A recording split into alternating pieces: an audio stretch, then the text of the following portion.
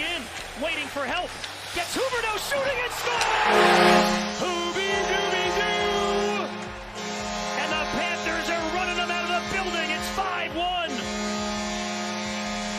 And one of the heroes tonight.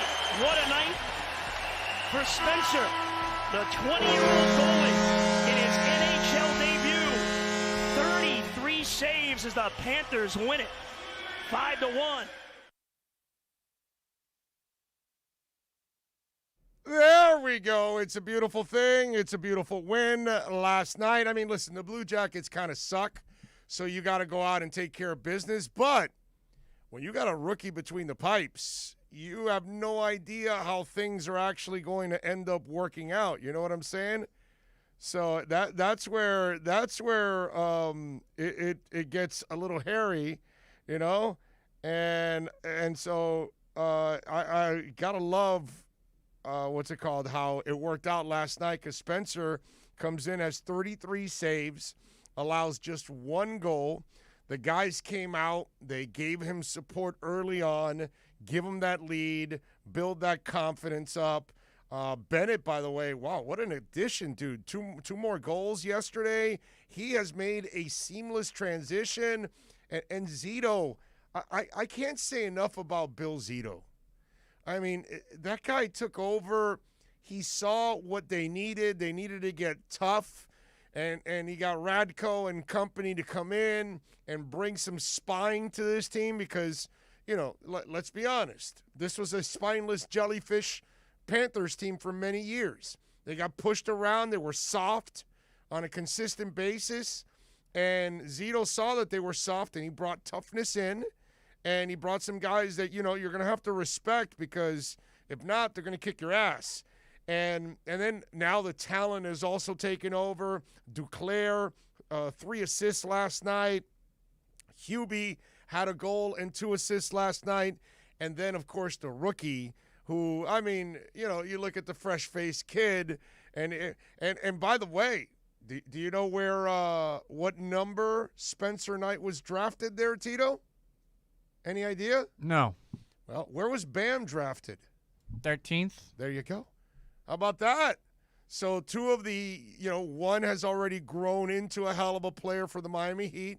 And here's another number 13 draft pick to take over and play well. And, you know, we like to pose a roundtable question every day here on the show. And today, the Wednesday roundtable is Spencer Knight's debut last night. Should the Panthers incorporate him more as the season comes to an end, or should they continue the ride with Bob and Dreger and end the experiment right now? And I got to say no. Because if I would tell you end the experiment right now, wouldn't I be a stinking hypocrite? Because haven't I not been saying for the last couple of weeks, I don't trust Bob. I still don't trust Bob. And so if I don't trust you, then yeah. And you know what I love about these young players sometimes, not all the times, but sometimes they don't know any better.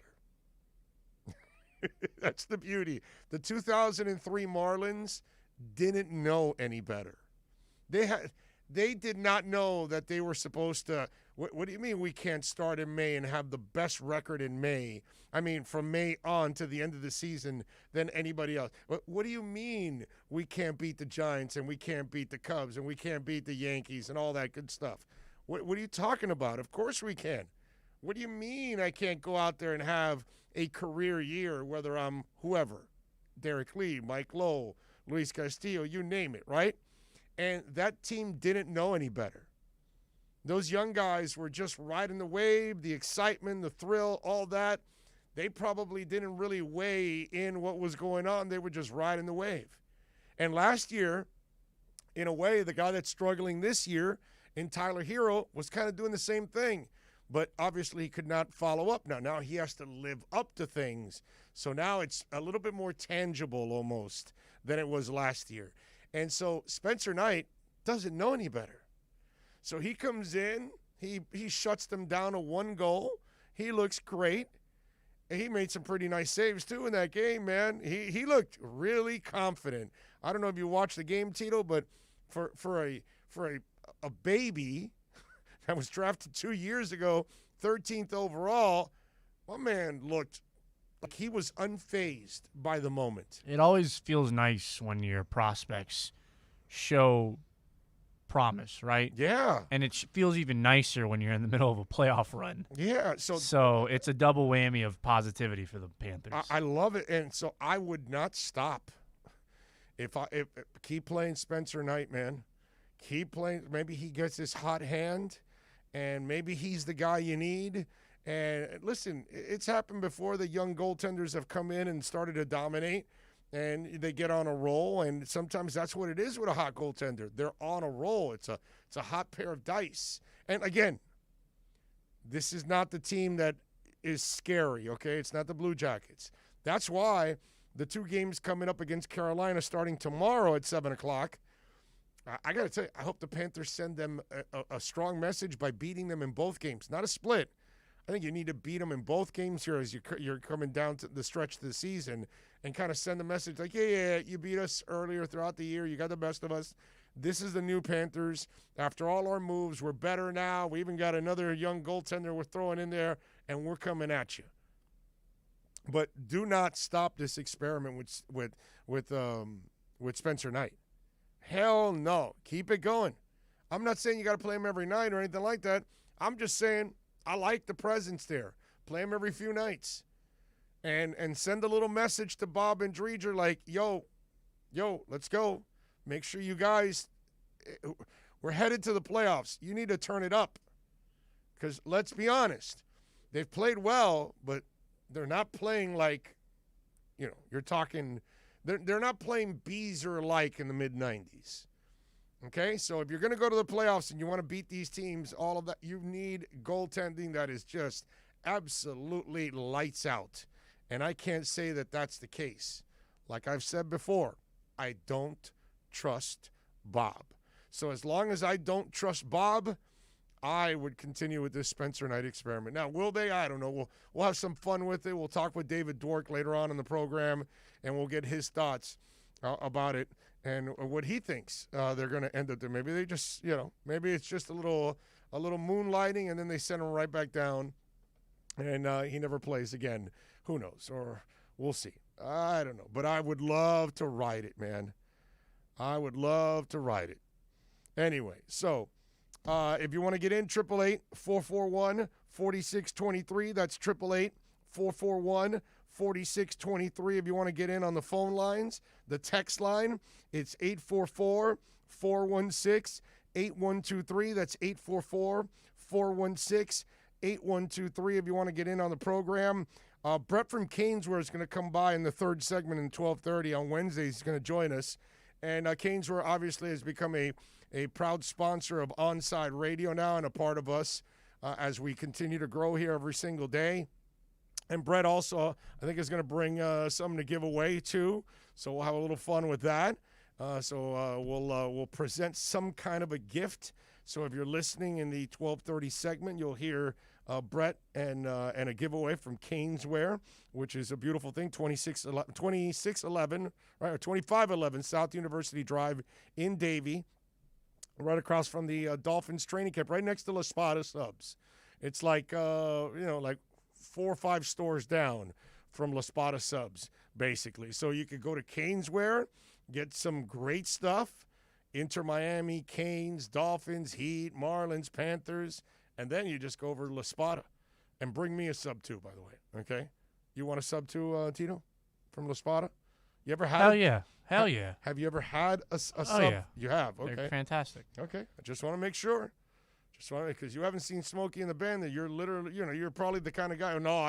I've never even heard of La Spada. I would get that. It's funny you're saying that because a lot of people, the 2 dudes that were eating the Sports Grill wings yesterday, Kai and Tim, they had never heard of Sports Grill. And there's a lot of people in Miami that don't know about Sports Grill, which is insane to me. That's ridiculous. It's How do you not know the Sports Miami Grill? chicken wings. It's like the bomb, dude. It's They're like the best. greatest chicken wings on the planet. Wow. That is, there are weird people like Tito. So, I mean, It is what it is. As Tony Segala says, another day closer to the draft. It's a beautiful thing, isn't it? It's a beautiful thing. I got to tell you.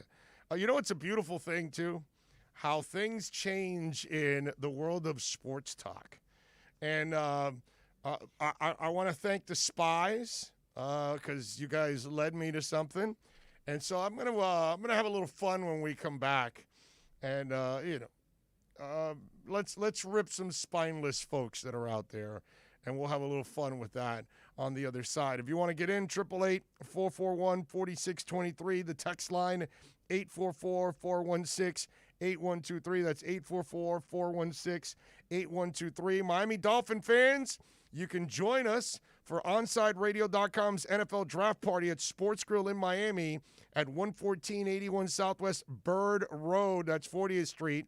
Join me and Alex Dono for this two-night event starting on Thursday, April 29th at 7:30, and Friday, day 2, will start at 6:30. That's because Thursday it starts at 8, Friday it starts at 7. Drinks and food specials, giveaways, and the best damn draft party in South Florida. Join us for a two-night event as OnsideRadio.com and Sports Grill and Bird Road bring you the best NFL draft party on the planet. We'll be right back to the Big O Show. You can join us on the Onside Sports Line, 888-441-4623. That's 888-441-4623. I'm Ryan Seacrest. First responders are people who stand for a greater purpose. They will be there for you when nobody else is, to help you, your family, your community. This is their selfless promise. This is their sworn duty to protect, to serve, to help. They put themselves in harm's way for us. They come to the rescue at times when we need them most. First responders are making enormous personal sacrifices to keep showing up for us and fighting the good fight. Nearly 70% of all firefighters are volunteers. That means when they get injured or quarantined, they may not have a way to pay their rent or keep their family safe and fed. No matter who you are or where you live, when you call 911 and ask for help, first responders show up. Now, let's show up for the people who show up for us every day and every night. Go to firstrcf.org and make a difference today. If you're looking for a change from the everyday restaurant, then you need to get to Checkers Old Munchin German Restaurant in Pompano Beach. Brats, Wiener Schnitzel, homemade potato pancakes, pretzels with mustard, and lots of German beer. Take their famous Boot Tour Challenge, and there's now outdoor seating available in their new beer garden with live music. Follow them on Facebook and Instagram at Checkers Old Munchin Restaurant or call them for reservations or pickup at 954-785-7565. So get over to 2209 East Atlantic Boulevard in Pompano Beach to Zagat-rated Checkers Old Munchin German Restaurant. Miami Dolphins fans, join the only real sports station in South Florida dedicated to what you want. The best NFL draft coverage on the planet. Join OnsideRadio.com for their NFL draft party at Sports Grill in Miami at 11481 Southwest 40th Street on Bird Road. This two-night event, April 29th and 30th, is hosted by Big O and Alex Dono, giving Dolphins fans what they crave: real draft coverage. If you're a Miami sports fan, then there's only one store to go to, and that's Caneswear at Miami Fanwear in Davie. They're your one-stop shop for all your inner Miami CF, Canes, Dolphins, Panthers, and Marlins merchandise. They have hats, t-shirts, game day jerseys, and so much more. Located at 2511 South University Drive in Davie, and open 24/7 online at caneswear.com or innermiamiwear.com. Call them at 954-835-5597. Caneswear, the spot where inner Miami and all Miami sports fans shop. You can connect with us at OnsideRadio.com by sending us a text at 844-416-8123. Save it on your cell phone, 844-416-8123. No better place to send your comments, ask questions, win prizes. OnsideRadio.com, the only choice for the South Florida sports fan. Inter Miami fans, time to find out more about your favorite soccer team with OnsideRadio.com's IMCF Football Focus. Here's Austin Robillard. After taking a look at the game again and again, yesterday I announced that Robbie Robinson was my man of the match. He was competing with Gonzalo Higuain, but there were a couple of other key notes that I wanted to take away from this. And First, it had to do with Lewis Morgan. I want him on the ball in better situations, in better areas. I thought that was something that we were going to get. That's what Neville wanted to do, and I didn't see that yesterday. And when he got subbed off, it was a little disappointing. Also, I love Kelvin Leardom, and I love Jovan Jones. Just defensively, they got to pick it up a little bit, but this wingback pairing is one for the future. Keep up with the latest on La Rosa Negra by subscribing on most platforms. Search Onside Radio.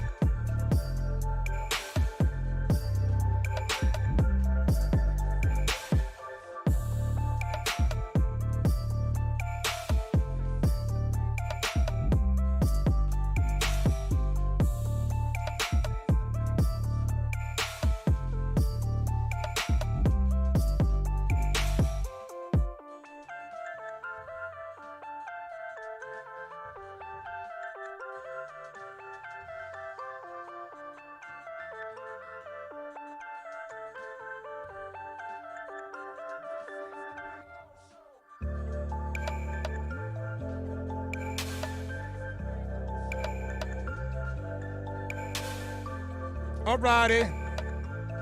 Welcome back. We take you, of course, till 3. Alex Dono will take over at that point. If you want to get in, 888-441-4623. That's 888-441-4623. And I thank the spies out there because I wasn't listening, but I was told. So apparently, look, we have a show every week here on Mondays from 10 to 11. It's called Inside the Paint, and it's Ira Winderman and Ethan Skolnick, and it's the best basketball show by miles in this town and one of the best in the country, where you get Ira and Ethan every week for an hour talking about all things Miami Heat and NBA.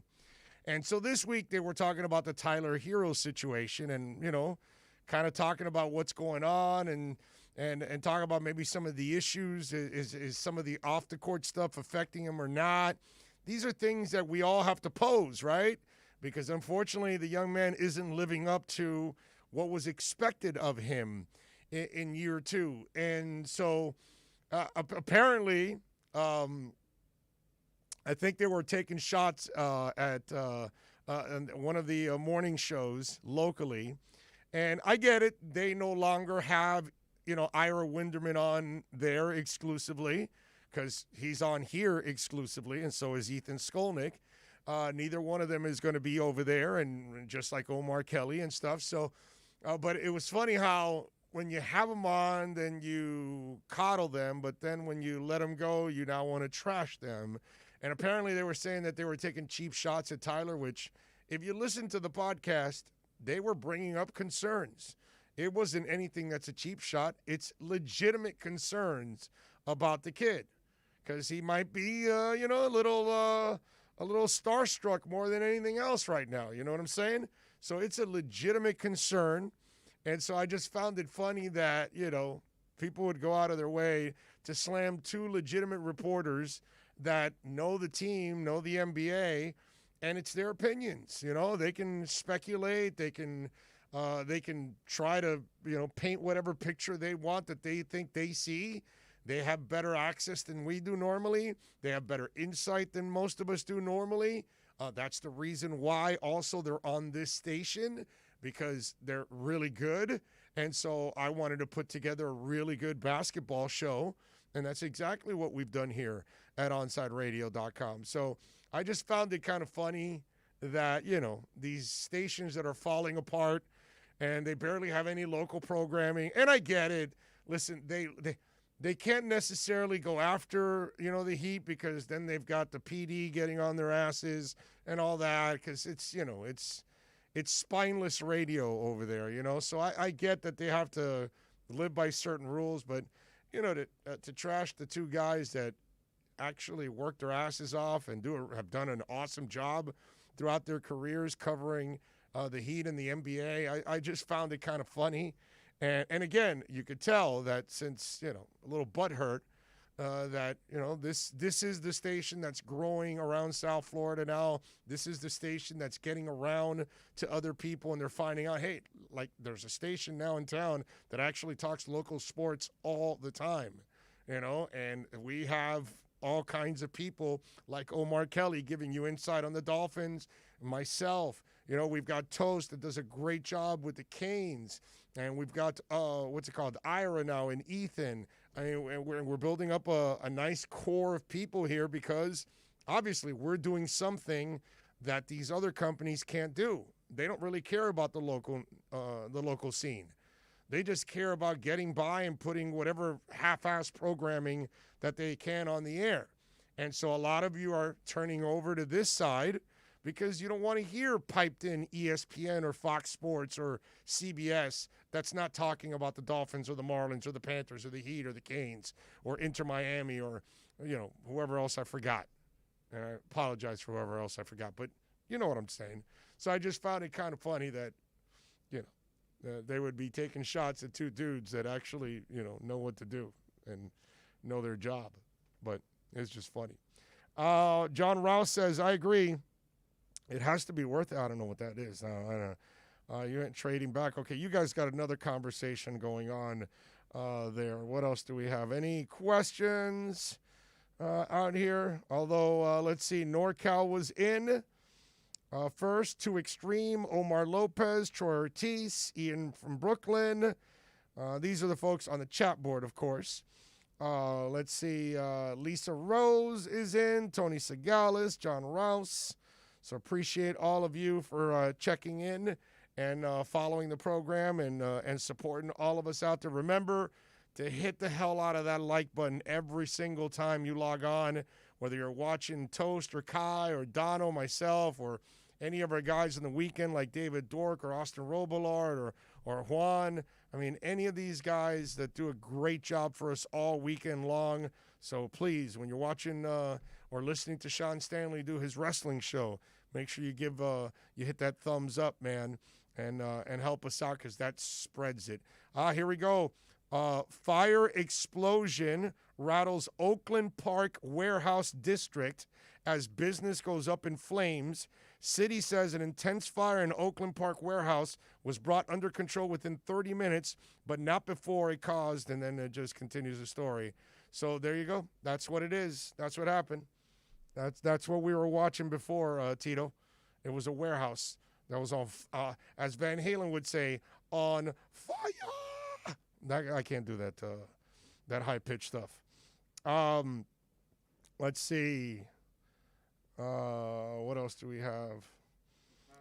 Jump in on the chalkboard conversation, Big O. Well, yeah, but I can't. I'm doing a show, and it's like hard when you guys are in the middle of a conversation that's going back and forth, and then I don't know where to join in or whatever, so it's kind of hard. So, I'll wait till you guys are specifically asking me a question, and then I can respond to something. Like NorCal says, Big O, why do you make Kai do his show in the dark? I don't make Kai do his show in the dark. It's just that Kai sits in front of the shade. Okay? He can sit on this side. Okay? All right, where are we going? Who are we going to in the phone lines? Dean the Dancing Machine. What's up, Dean?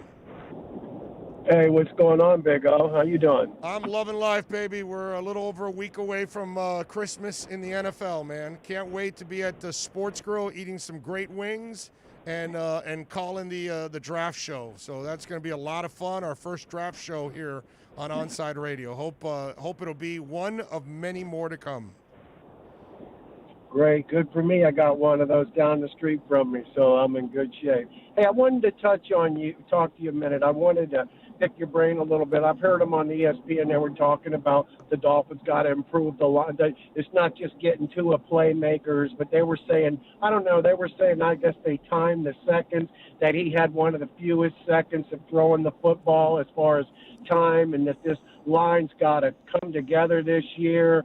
because they instead of keep picking number ones and picking picks, they got to do something and get this line starting to gel. And I was wondering if you thought that they needed to go after another lineman, or do you find that true that they need to work with what they got? No, I like what they got already. I just think those guys need experience and time to gel.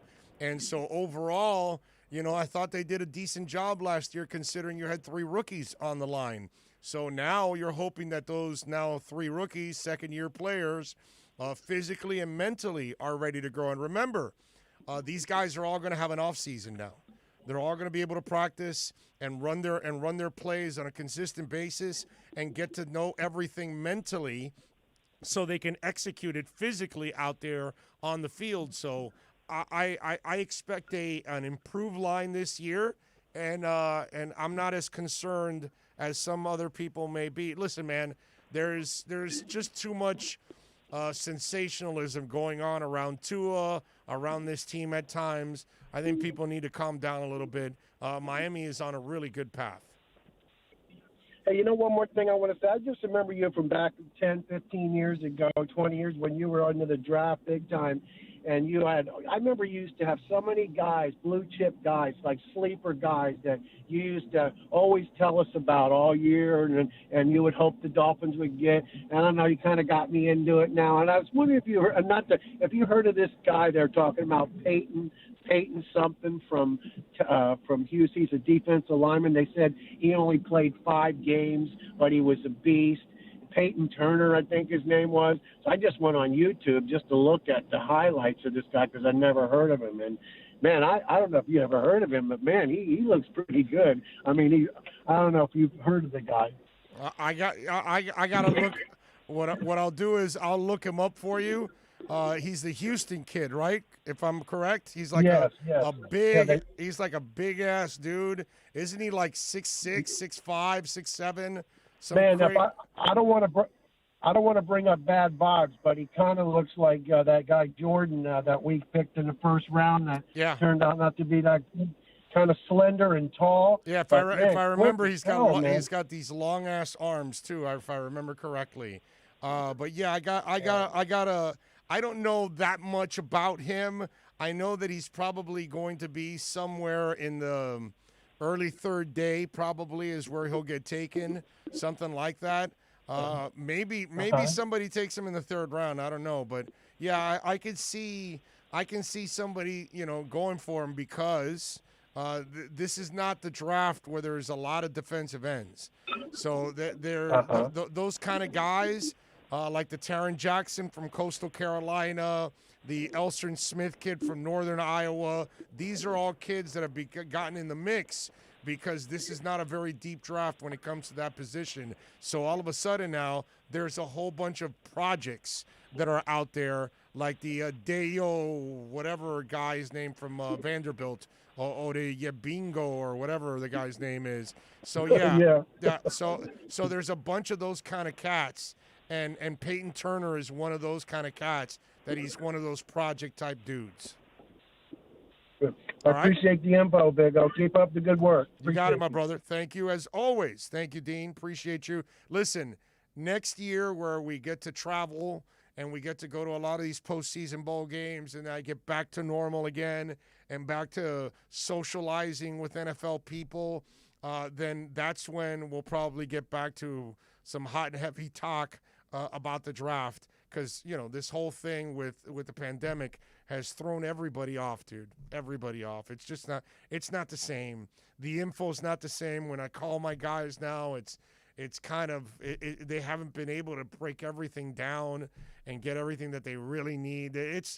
I'll tell you, people around the NFL aren't necessarily comfortable with this way of doing things because it's not as hands-on the approach when it comes to scouting like it used to be. And so I think they'll get back to it this year now when everybody gets vaccinated and you can actually travel and all these kind of things. So I'm looking forward to it. All right, let's take a quick break. We'll come back on the other side. Brett, hopefully from Canesville, is going to join us. We'll have some fun with him. We'll have a giveaway, and we'll talk some sports right here on OnsideRadio.com. Now streaming online. Onside Radio, the only choice for the South Florida sports fan. Hey, it's Big O for EJD Construction, your custom home builder, additions and home remodeling. Our lives have changed. We're making our homes more of an oasis. Call the right place. Call the right people. Eric at EJD Construction for over 16 years. A-rated member of Angie's List in the Better Business Bureau. 305-433-4843. That's 305-433-4843 for EJDConstruction.com. Join the Inter Miami family in 2021 by becoming a 2021 season ticket member. Enjoy enhanced access benefits and pricing not available to general fans. Visit intermiamicf.com/tickets for more information. This Onside Rewind is brought to you by the finest racks in the business, Pallet Rack City. 305-424-8547. That's 305-424-8547. Pallet Rack City in Hialeah, the company you need when you want your warehouse sporting the finest racks in the business. After all, who doesn't love a great rack?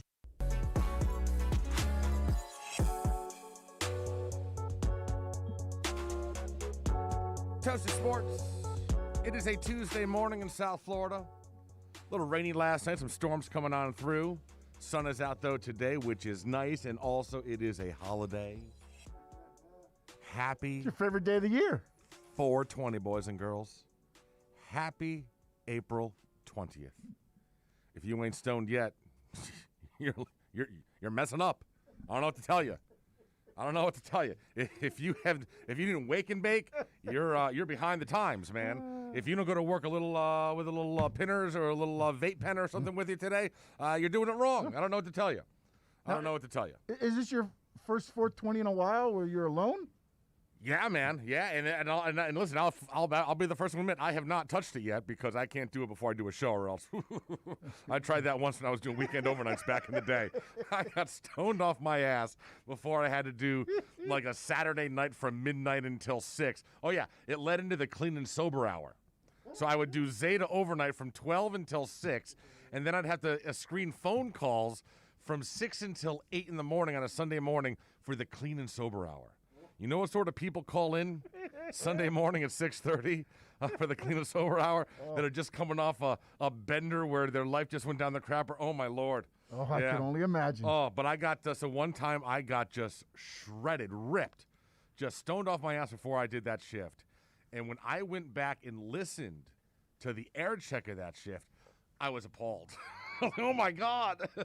You think you sound good at the time, and then you listen back and you're like, oh, yeah, no, not, yeah, okay, so we probably won't be smoking pot before shows anymore.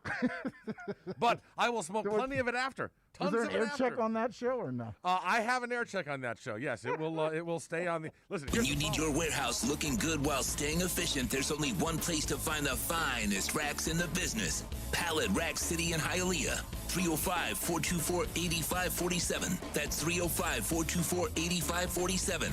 Pallet Rack City is the company you need when you want your warehouse sporting the finest racks in the business. After all, who doesn't love a great rack? Pallet Rack City. 305-424-8547. That's 305-424-8547. Hello, Inter Miami CF fans. Download the Drink AR app and play inside a first-of-its-kind virtual soccer stadium, hosted by Bodega Trevento and Inter Miami CF, and celebrate your passion for soccer from the comfort of your own home.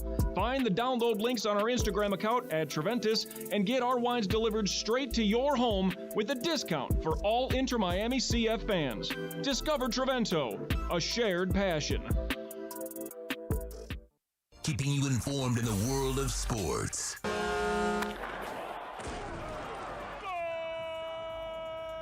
With an OnsideRadio.com sports update. Florida Panthers defeat the Columbus Blue Jackets last night 5-1. Spencer Knight, the rookie, picked up his first NHL win, stopping 33 Blue Jackets shots.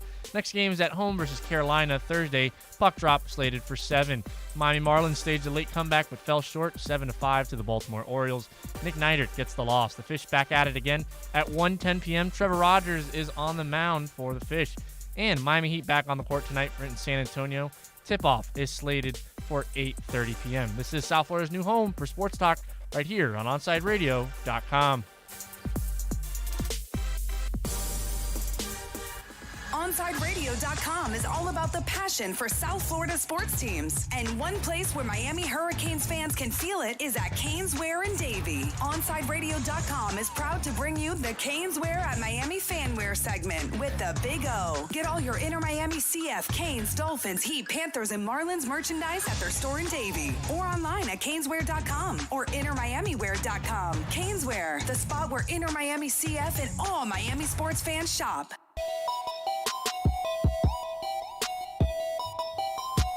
All right, welcome back. Little Onside Zone. And you just heard it there, baby. Brett is in the house from Caneswear. We promised you. And he's got a bunch of prizes or a bunch of giveaways for you all. Hats. We got a beautiful Inter Miami soccer ball. Got a towel. Man, you're like Santa, man. You brought in a lot of presents today. I didn't expect that many. I know. I figured, the inaugural Big O show for me, for the Caneswear team, I thought, why don't we go all out here? So we're all excited. There's so much going on. It's crazy right now. Yeah, man. It's a lot of fun. How was the buzz the first week leading into the Inter game? A lot of buzz. I mean, we had a lot of traction, a lot of people in the store coming in. It was a lot of excitement. I mean, it picked off right where it was last year, right before opening game. It was going to be so many people from out of town, and this year it picked up, even though there wasn't as many fans allowed in the stadium. A lot of traction, a lot of house parties. People came in, fans that that we never seen in our lives before that came in and just heard about us through your show or somewhere else or one of the great other sponsors we have, and it's been awesome. Inter Miami is definitely catching on. Yeah, there's no doubt. And listen, they were 97% sold out for the entire season last year. Mm-hmm. First 4 games were 100% sold out. So I expect this thing to just build and build and build. And I thought they actually played pretty well on Sunday. The problem was they made a couple of errors, and that's it. But overall, they actually outplayed, the Galaxy. They had 19 shots. That's a lot of shots. And they had I think 9 of them were on goal.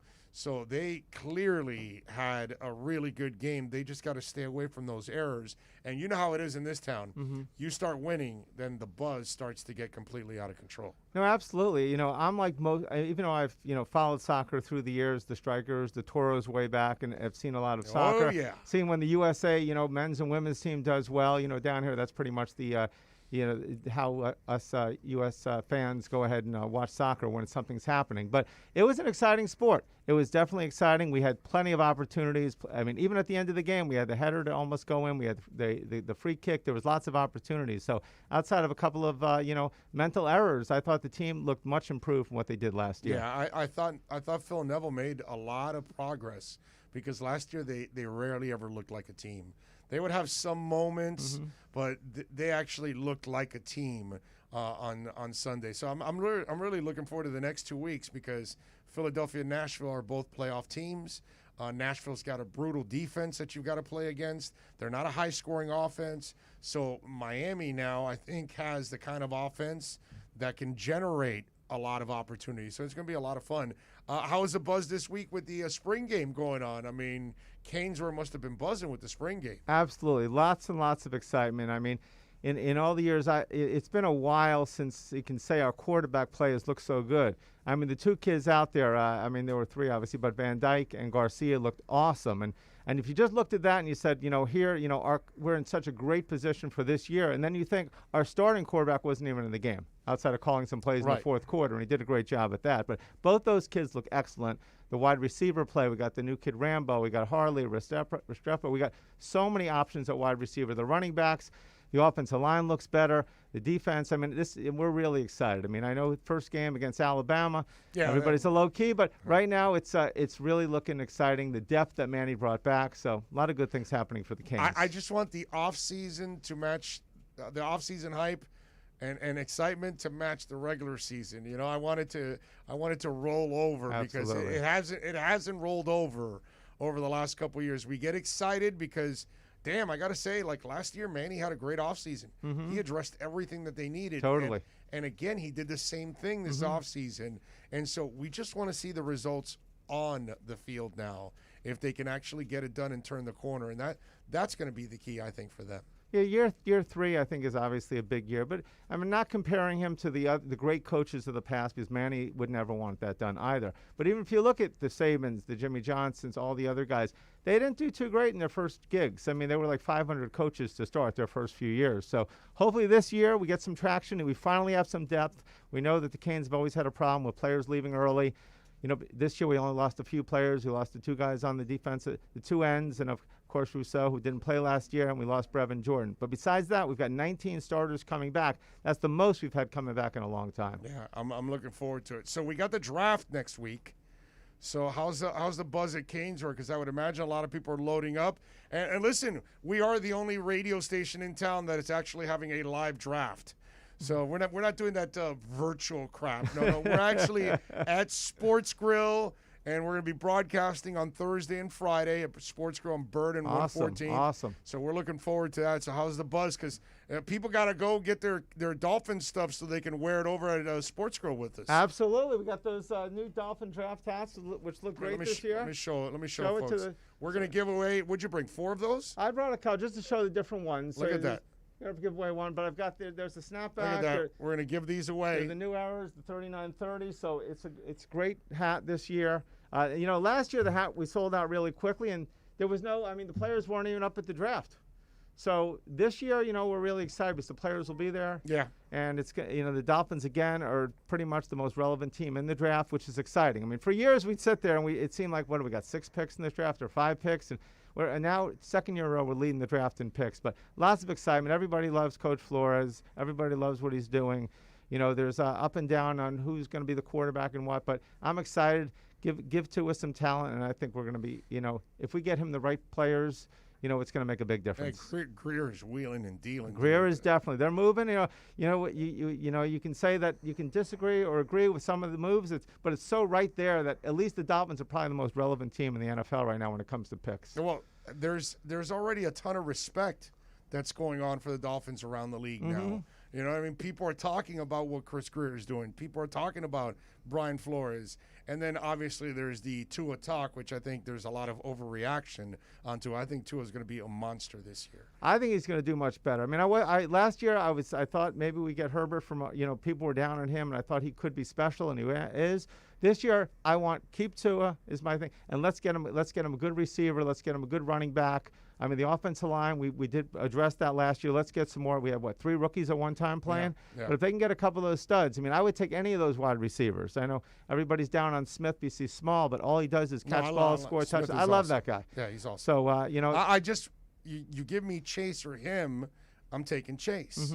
I'm taking Chase because I think he's a better player and he has the bigger body. So that's the only reason. But Devonta Smith is, you know, there's a lot of guys that are small and skinny in this league for many, many years. Absolutely. You just better know how to get down on the ground, go out of bounds. You know, I mean, hey, Ted Ginn, man, he you know, we made fun of him all the time, but all he did was extend his career by going out of bounds. I mean, amazing. I mean, who are they going to get? That was, you know, they love Ted Ginn's family. It was family. You know, the whole family's been in the league for a long time, a lot longer than anybody. He had a hell of a career overall, man. You're going to have an over/under on him maybe in 3 or 4 years. What's it, his 12th, 13th year right now? Yeah. I think he's somewhere in that area. Yeah. He's still fast as hell. He's still a serviceable receiver. Like, he was never going to justify the number 9 pick, but that's not his fault. Exactly. But he's turned out to actually be a good receiver, and he can be very proud of the career that he's had in this league. But again, you know, guys like Marvin Harrison, they never took shots, man. Exactly. They knew how to slide. They knew how to get down. They knew how to run out of bounds. They knew how to avoid hits. Warwick Dunn wasn't a big running back, and yet you couldn't get clean shots on him. So we could go throughout the history of the NFL, and there are guys that are smaller, and they just know how to kind of avoid those collisions. That's Absolutely. A smart player knows what to do. And so who do you want at 6? I actually want. Perfect world. I want Smith, actually. I know most Really? people don't, but I Okay. want Smith. You know what? He proved he proved he can do it. When the other receivers are down, he was the guy. He didn't have to come back. He could have been a number 1 draft pick. He came back. He didn't sit out the season. He came back. He was phenomenal. I mean, that national championship game, that first half was as good as anyone's ever had, I believe. So you don't want Pitts first? Well, if Pitts, I don't think he'll be available. So I think Okay, Smith, but if he's there. I'm going Smith anyway. Okay, all right, because I'm a Pitts guy, then Chase, and then Waddle actually. See, I don't see what the excitement is on Waddle. He, they talk about Smith being too small, but who was the guy injured mostly in college? It was Waddle. It was Waddle. And so he was always injured in college. So why is he going to translate that to the NFL? What is he? Well, not really? always injured, but he had the foot injury. Yeah, but man, the NFL people tell me that Waddle is the better fit for what Miami does, and that's why I've leaned to Waddle. I would have leaned to Smith, but after talking to several NFL people, they convinced me no, Waddle is the guy you have to take over Smith if you're Tua, because apparently they feel that with Waddle and can you imagine with Waddle and the new kid Will Fuller? Oh yes. My Lord, the speed you would have on the outside and Gesicki in the middle of the field. You know what I mean? That would be a scary combination. And then Devontae Parker becomes like the fourth option on the team. No, yes. You know what I mean? Exactly. Because that's and maybe that's kind of good for him because you don't put that workload on him since his body has a hard time holding up. You know what I'm saying? Now, how much of a say do you think Tua has? Do you think they've spoken to him about which receiver he likes? No. No, not at all? No, I don't think. I think most of these teams don't give a rat's ass. Okay. In the NFL. In the NBA, I think there are times where you do kind of talk to your star player and what do you think about this guy or that guy? We're going to bring him in or whatever. But in the NFL, they don't care, man.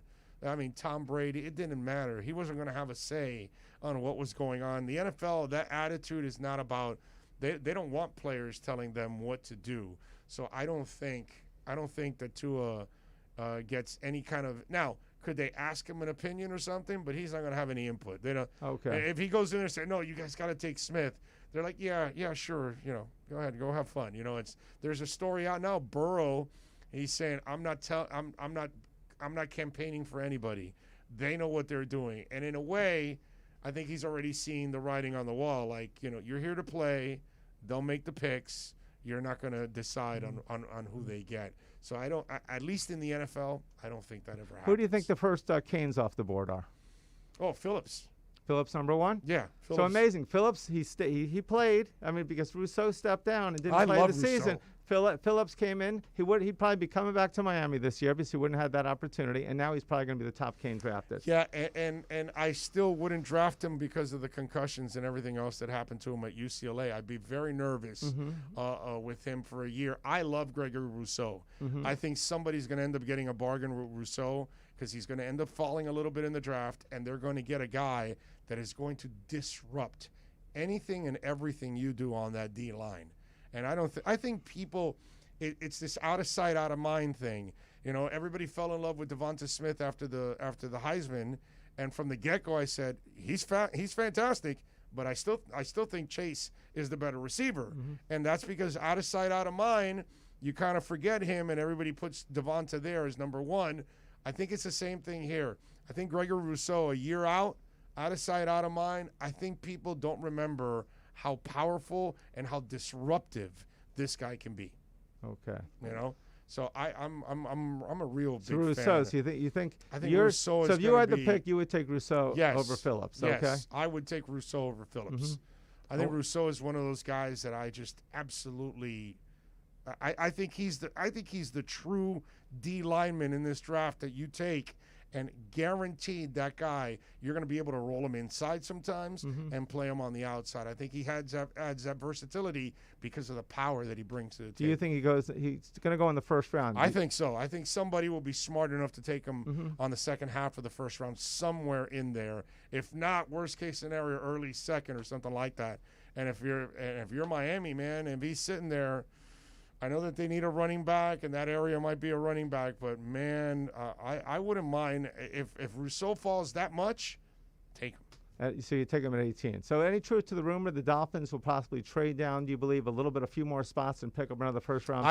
I don't believe that. Well, I believe they're open to that. I don't believe they're shopping the pick. I don't believe they're trying to move whatsoever. I don't believe any of that. What I do believe, and what I think comes off of Rappaport's report, is that people are calling them, but I don't think they're shopping the pick per se. I think they're waiting that if there's another idiot like Bill O'Brien that wants to call them and offer them the world, you know what I mean? Like when Mike Ditka calls you and offers you an entire draft and some other picks for Ricky, Here you go, Mike. Go ahead. If Mike Lynn, you can sucker him for Herschel Walker, or you can sucker Bill O'Brien for Tunsil, then you've got to be open to it, because if somebody desperately wants a quarterback at 6, and let's say Trey Lance falls to there, and somebody feels like, this kid was going to turn into a player in a year or two, then a lot of teams would be gladly to move up to get a quarterback. So they may give you a king's ransom for that 6. What are you going to do? Tell them no? And again, I keep telling people, because you fall in love with these early picks, but Chris Greer found X-Man in the 2nd round. Mm-hmm. He found Van Ginkel in the 5th round. Okay, when you can draft, you don't worry about where it's at. Because I always tell people this, I've been saying it for 20 years. It's not where you draft, it's who you draft. Okay? Absolutely, You're sitting there, absolutely. You're sitting there and you take John Avery, but you could have had Drew Brees. You're sitting there and you could have taken a Hall of Famer in Anquan Bolden, but you choose to go Jamar Fletcher. So, no, Jamar Fletcher was for Drew Brees. It was Eddie Moore for Anquan Bolden. Well, also, so Anquan Bolden is sitting there. You need a receiver badly, and you went with a special teams linebacker. Well, that's happened time and time again. Exactly, because the picks are there for you, and they don't have to be number 5 overall. Mm-hmm. If you know how to play this game, you're going to find players. The Brandon Jones kid, the safety they got last year in the 3rd round, that kid looks like a player, and they got him in the 3rd round.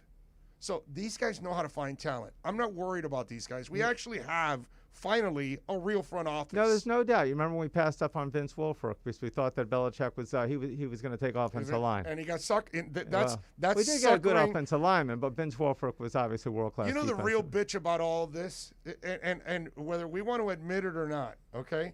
Rick Spielman came here with the training wheels on. Mm-hmm.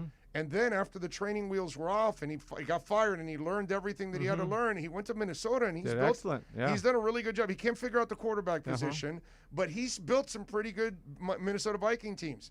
Then Jeff Ireland comes here and, he does all the stupid things, but then he goes to New Orleans and he helps them actually do really good in the draft the last couple of years. So as much as we dislike what they did when they were here, they were probably too young for the job. Well, that's what I was saying at about that moment. Someone like Manny that comes in. I mean, he's kind of learning on the job. You look at Saban at Michigan State. He was 500 his first 3 years. Right. Jimmy Johnson, Oklahoma State. I mean, we took him when he was starting to Dabo peak. Sweeney. Yes, Dabo Sweeney, exactly. I mean, he would have been, if it was days of social media, he would have been fired. He would have been fired. He would have, at the University of Miami, if he was at any of these other programs, he would have not have made it past the 3rd year. Now, Chris Greer was there for 16 years watching all of these guys make all those mistakes. Mm-hmm. That's a good point. So while he that's why maybe he's not making those same mistakes, because he's watching all of these other guys screw up. You know what I mean? And so now when he takes over, it's like, okay, now I know what not to do. Okay, I'm certainly not going to ask a player, hey, is your mom a whore? So these are things that they've learned over time. You know what I'm saying? So, it is what it is. Where do you see Brevin Jordan going? Late 2nd, 3rd round. Think he'll go that high? Yeah, he'll go that high only because he's a freak. He's a first-round talent, but somebody's going to take him, I think, in the late 2nd or 3rd round because of the injuries. And I wouldn't touch him with a 10-foot pole. Maybe in the 4th or 5th round because it's such a bargain at that point that I'll take. But I would not use my top 3 rounds on Brevin Jordan only because he's a sack of injuries, but not because he doesn't lack talent. We all know Brevin Jordan's a monster, dude. Absolutely. I mean, he can be a hell of a player. But then again, we all thought Njoku was going to turn into a hell of a player too because he came out of here and he was raw. But still, you figured, okay, once he fine-tunes that talent, he's going to be a monster, and it hasn't happened yet for Njoku. Now, this kid is much more polished than he is. The problem is his body doesn't hold up, and that's the problem I have with him. That's why I'm not a fan of injury-prone players. Well, that's it. Do injuries in college translate to the NFL? Sometimes they do. Sometimes they do. Sometimes they don't. A lot of luck involved, obviously. Yeah, Parker was one that it translated. Yeah, I remember when we were at that draft party and was all excited. I thought, next Michael Irvin, type of player, Randy Moss can go up and take the ball away, and he's shown that a little bit. He can do it, but as you've noticed, his injuries have taken a toll on his body too. You know what I'm saying? So that's been the issue there. Folks, all right, we've got a couple of hats we want to give away. We're going to give away an Inter Miami soccer ball. We got the towel that we're also going to give away. The way you got to win it is sending us a tweet at Onside Radio. Okay, so go over there, follow us, send us, give us a tweet out at Caneswear. I want to win at Caneswear, hashtag Onside Radio. Whatever you want to do, put out a meme of the U, put out your fingers, all that other stuff. Whatever you want to do, baby. Yes, there you go. There you go. Do that. Whatever you want to do, and we'll pick winners from there, and we'll contact you through your DM, and then we'll tell you to come by the stadium and pick up your prizes, which is a beautiful thing. So at Onside Radio, make sure you follow us there. Brett, what do you got going on this week over at Caneswear so folks can check you out? Lots of stuff going on. I mean, all the sports are going on right now. Obviously, Canes, we're at Caneswear at Miami Fanwear, so lots of Canes items, lots of really cool. The baseball team had a great weekend. We didn't even 15 minutes goes by so fast. They came back after the sweep against Pittsburgh. They came back and swept Clemson, which is always good anytime you beat a team that says what Gino's Clemson. Done is crazy. Amazing. So we've got lots of new Canes baseball items, the jerseys. We got these new cool shirts. We got tons of Inter Miami. We're getting the Auto Nation, by the way. We're getting the automation seals on the practice jerseys. We're going to have those. We're going to have some player jerseys also. La Palma. Yeah, exactly. They're going to have some player jerseys as well that we've got. The Panthers, we are the biggest Panther. We didn't get a chance to talk about them. Spencer Knight, Spencer baby. Knight, a beast, best young goalie. We got Bennett just in that trade, which and Bennett's been. I mean, awesome. Zito, man, Zito's been a stud. No, it's been awesome. He identified exactly that they were a spineless jellyfish team, and he got some toughness in there now. Exactly. And then he got some other guys in there, and he's completely. I got to give him credit, man. Hubie is playing well. We got Barkov. I mean, the team is playing great. Yeah. I mean, so they're right there with Tampa and Carolina.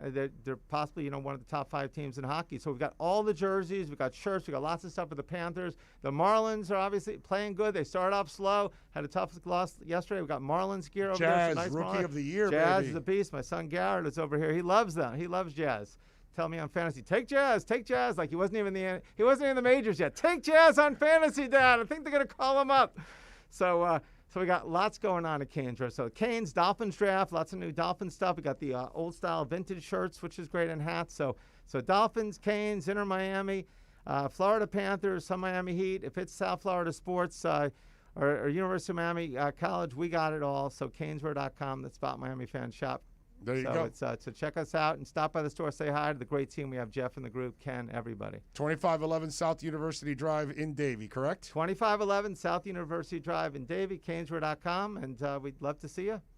There you go. All right, we'll come back. Hour number 2 is next. You're listening to the Caneswear and Miami Fanwear Showcase at OnsideRadio.com. Get all your Inter Miami CF, Canes, Dolphins, Heat, Panthers, and Marlins merchandise at their store in Davie or online at Caneswear.com or InterMiamiWear.com. Caneswear, the spot where Inter Miami and all Miami sports fans shop. Caneswear. Onside Radio, the only choice for the South Florida sports fan. Every Thursday, NBA fans can catch one of the best basketball shows in the country when Ethan Skolnick and Ira Winderman host Inside the Paint. Listen to 2 of the most knowledgeable and connected reporters in the business. Get year-round insight every Thursday at 10:30 a.m. with Inside the Paint on the home for hardcore basketball fans. OnsideRadio.com. ADHD. It's the child who can't pay attention or sit still in school, right? The answer may be yes. Attention Deficit Hyperactivity Disorder, or ADHD, can be complicated and it can last a lifetime. Living with a condition can sometimes be a challenge. It may take years to accept a formal diagnosis, and it's not always easy to find the right treatment plan. Did you know that up to 75% of children and adolescents with ADHD have at least one additional mental health condition that also requires a comprehensive approach to treatment? ADHD guidelines were recently updated to reflect the need to screen for associated disorders. Be sure to talk with your child's doctor about proper screening and visit more2adhd.com for additional information. That's more2adhd.com. This message has been brought to you in partnership with ADA, ACO, and CHAD. If you missed Red Card Radio with Austin Robillard, then you missed this. Beckham and Moss made it seem like it was the most important thing in the world that they had to talk about the academy and bringing up players from the academy to play for Inter Miami. And, well, they've not only done it, they've now done it in abundance. First, it was Felipe Valencia. And in a question asked about Felipe Valencia, David Beckham specifically mentioned another name in Ian Frey. This was now, in hindsight, a complete foreshadowing of what was to come this week, because Ian Frey has now signed as a first-team player for Inter Miami. Ian Frey also signed alongside his former teammate from Fort Lauderdale CF, Edison Escona. Red Card Radio with Austin Robillard every Saturday 11 a.m. to 1 p.m. exclusively at OnsideRadio.com. This Saturday, Inter Miami CF visits the Philadelphia Union at Subaru Park. And now Higuain trying to bend his run in behind. Flag is temporarily stayed down. Higuain is in. Has to square with Robinson. He'll square. Robbie Robinson has opened the scoring. The flag is stayed down. And Inter Miami are off and running in 2021. They lead the LA Galaxy by a goal to nil.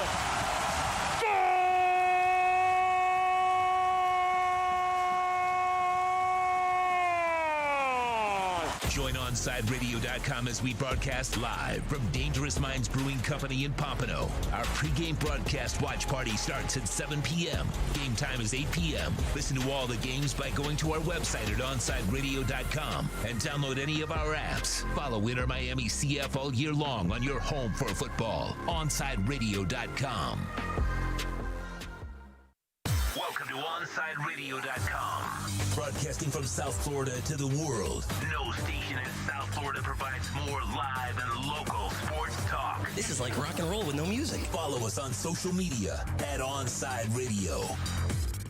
Miami Dolphins fans, join us for OnsideRadio.com's NFL Draft Party at Sports Grill in Miami, 11481 Southwest 40th Street, Bird Road. Join Big O and Alex Dono for this two-night event starting on Thursday, April 29th at 7:30 p.m. and Friday, day 2 at 6:30. Drink and food specials, giveaways, and the best damn draft party in South Florida. Join us for a two-night event as OnsideRadio.com and Sports Grill on Bird Road bring you the best NFL Draft Party on the planet.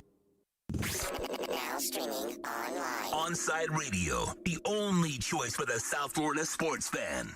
Time to get in the zone. The Onside Zone. And look, man, I don't care if you're my wife. If I don't agree with you, I'm going to say it. The Onside Zone. I don't care how you win a championship, dude. You can draft it, you can buy it, you can trade for it. Just win, baby. The Onside Zone.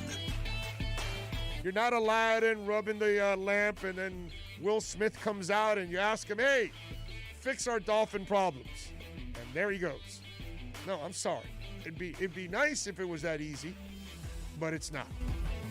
You can join us on the Onside Sports Line, 888-441-4623. That's 888-441-4623.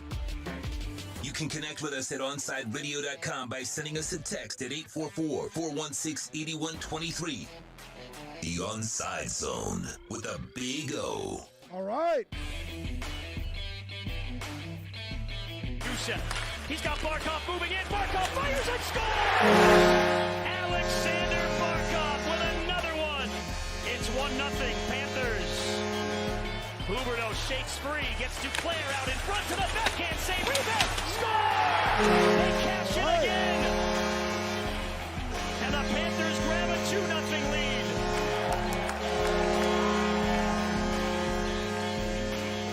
They force the center. Here comes Duclair. He's got a step moving in. Anthony Duclair waits, sets up Huberdeau. Save, rebound, score! It's Sam Bennett again. This line is on fire.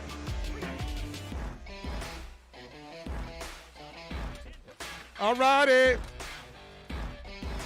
Don't forget, tweet out to us at Onside Radio at Onside Radio on Twitter.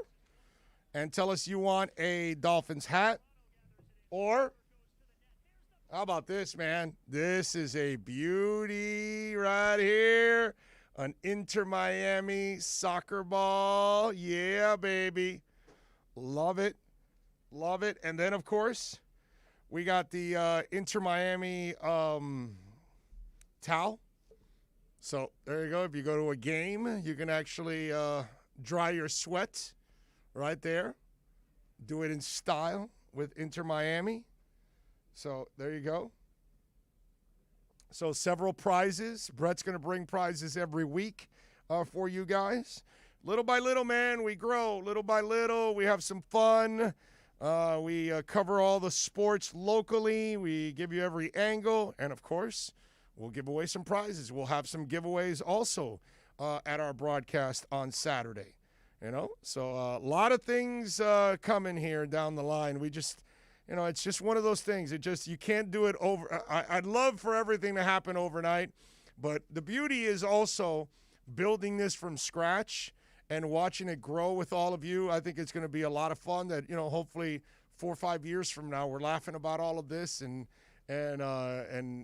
watching it become what I think it can become here in South Florida. So it's cool. Tremolio says, Big O, I think QAM was ripping y'all to look good for the Heat because they might think that you might make a play for the Heat home station. They know you are on the QAM attack. Good job. Well, I can already warn you of this, Tremolio. We're not going after any teams. No teams. None. We're not going to have any teams. I don't plan on doing any of that. That's not in my plans at all. We're going to have Inter, and that's it. We're not interested really in carrying a bunch of teams.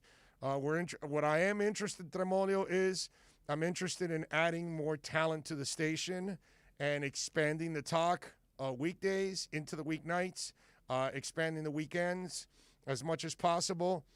Those are the things. I want to give you guys more, and ladies out there, more local sports talk. That's what I want, because that's really what you all want. And you can go tune into the games in other places. I don't care about the games. The games are not that important. They're just not. You know what I mean? They're important for us to watch and all that, but to carry? No, dude. I don't want that burden. Okay? Don't want that burden. They don't want to deal with any politics because I'm not dealing with the politics. And so, no. So they don't have to worry about that. What we're going to do is kick their ass when it comes to sports talk. That's all. Okay? We don't care about the teams. All right? And they don't care about anything else anyways. They don't care about the people they have there. And, you know, eventually they'll get rid of some, whatever's left, they're going to get rid of some of that already as it is and pipe in more national crap. That's how they're going to handle it. So we'll be good. Big O, can you raffle for a draft cap if we can't be there but are watching remotely? Well, no, the raffle is on. Go to Twitter. You're on Twitter, Lisa. So just send at Onside. Go to Twitter's. Go to Twitter. I think they have to be in person. I think yes, they have to come pick up their prize. We can't ship anything out. Oh no! If I pick somebody, no, we're not a regular station that they have to go through those corporate type of things. Okay, I got you. All yeah, right. no. If we pick somebody on Twitter a winner and they don't live in town, I'll ask you for the address. We already got one, so and we'll ship it. Okay, so no, Lisa, everybody's eligible. Everybody's eligible. Okay, I'm not doing that. That's corporate stuff that they have to worry about. We don't have to worry about that. We can pick a winner, and if the winner is in Kendall or in Boca or in Rochester, in your case, it is what it is. Then you win. That's all. So, yeah, you don't have to be here, personally to pick it up. We will ship it out to you also if we can. No doubt about it. All right, 888-441-4623. That's 888-441-4623. Tommy says, went to a viewing last night, walked in, was the only guy wearing a mask. A current mayor and a former candidate did enter, but quickly removed them as they felt the pulse. Going to be a while. Yeah, it is. It is. Did you guys see Ted Nugent? You know, I like Ted Nugent's music. I love Ted Nugent's music, his old stuff. Now, I do not agree at all, with most of his politics. I think they're all screwed up in a way. And it's one of those things that you kind of laugh at, right? Because Ted Nugent is one of these. He's kind of an extremist, let's say, a an extreme conservative. I would call him that. And so he was making fun of the pandemic. He was calling it a hoax and a joke and all that stuff. And so the idiot now ended up, because he dismissed COVID, he ended up testing positive now for COVID. And you know what he was quoted? Can hardly crawl out of bed because of aches and pains. In a video he posted, the 72-year-old. Flu symptoms for the last 10 days and thought I was dying. Okay? I was tested positive today, he told the fans. I got stuffed up head, body aches, and oh my God, what a pain in the ass. I literally can hardly crawl out of bed the last few days, but I did. I crawled. Okay? He says, I'm going to remain in isolation. I'm homebound quarantine. Now, back, he put out a video that lasted 8 minutes and 50 seconds where he used racist language describing the virus, which at that point had killed 570,000 people in the U.S. 4 months ago, okay? And he goes, it's not a real pandemic, and that's not a real vaccine. I'm sorry. I ain't taking no vaccine. That's what he told them on Christmas Day. He said this. He goes, you come with me with a needle, and I will be in fear of my life. You know what I'll do when I come, if you come at me with a needle? Hi, I'm from the government. This needle is good for you. F you. And so now, I don't wish corona on anybody because, dude, you might die. The only guy I would have wished corona on would have been Castro, and he's already dead. So it's a little too late for that. But I would have wished anything on that bastard. But outside of that, I would not wish it on anybody because you could die. But now that I know he's living, I'm glad he got it. I'm glad he got it so he can learn a lesson, because there's a lot of ignorant fools just like Ted Nugent that they walk around and they think it's fake and they think the vaccine isn't real and they think the government's trying to put a tracking device on you. I mean, what the hell is wrong with you QAnon people? You know what I mean? It's like, wow. But, not to get too political, but I do want to laugh at Ted Nugent's stupid ass. Okay? All right? As much as I love Free For All and Wango Tango and, all the other, Dog Eat Dog and all the other songs that he has over the years, and I'm a big fan of his music, and I also admire his talent because that dude can play guitar, man. He is a great guitarist, a great front man. He is, he's wild, bro. He's fun to watch on stage. I've seen him several times over the years. But these are the moments where, you scratch your head and it's like, what kind of an idiot are you, dude? You think this is all fake? What do you think? They're trying to keep us in our houses? You think they're trying to ruin everybody's economy all over the world? I mean, it's just like, what the hell is wrong with you? So there's a part of me that now that I know he's going to be all right, it's kind of like goody for your ass, in a way. I hate to say it, but goody for your ass, Ted Nugent, you dumb mofo. I mean, Jesus. Inter Miami CF fans, join us for every road game as we broadcast live from Dangerous Minds Brewing Company, 1901 North Federal Highway in Pompano. You can join me and Alex Dano, enjoy the delicious food and incredible house drafts, and the drafts are good, and giveaways. Inter Miami CF fans, your new home for every road game is Dangerous Minds Brewing Company in Pompano. We will see you this Saturday there. Follow them on Twitter at Dangerous Minds B and on Instagram at Dangerous Minds Brewing. Show. You can join us on the Onside Sports Line, 888-441-4623. That's 888-441-4623. Riddle me this. With all this sizzling meat and crunchy veggies nestled between toasty flatbread, who should get credit for Papa John's new papadilla? The person who invented pizza or the person who invented folding? Well, whoever it is, a tip of the tongue hat to you, sir or madam. Get a new papadilla, 4 flavors, just $6 each. Better ingredients, better pizza, better than a sandwich. Papa John's.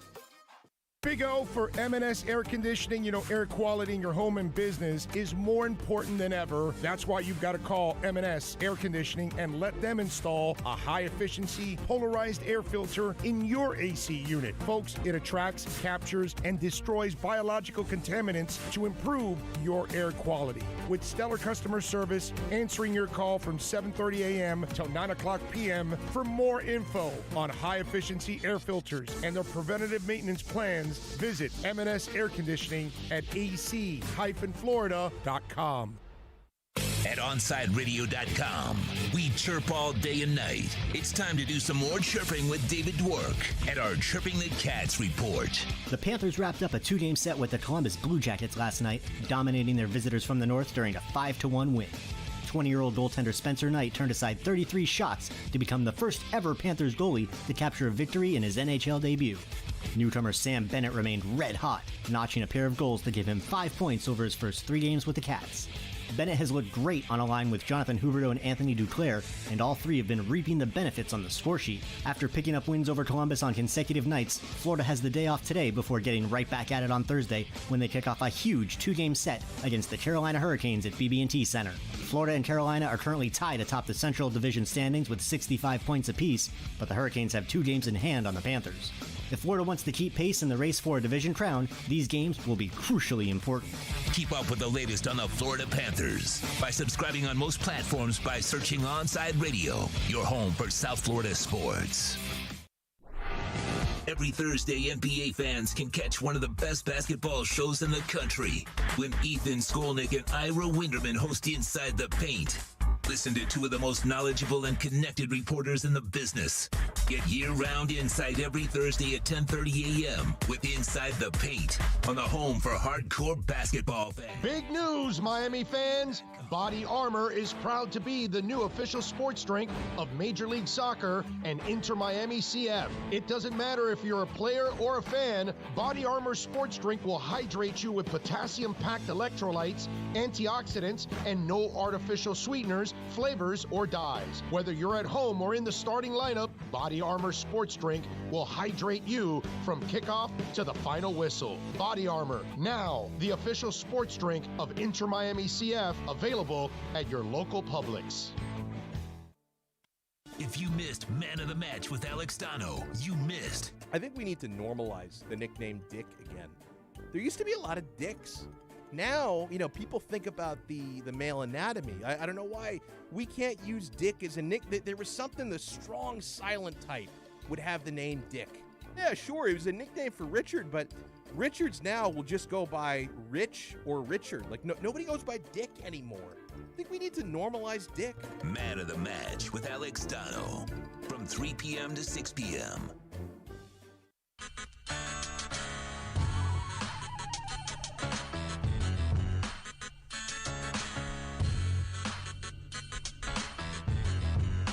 This is the Big O Show.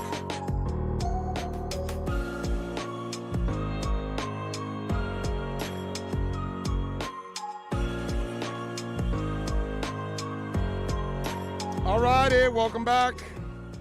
We take it till 3. Alex Dono, he's already there warming up the fastball. Just saw him now for a second. He is ready to go at 3 o'clock, carrying you till 6. We take you till 3.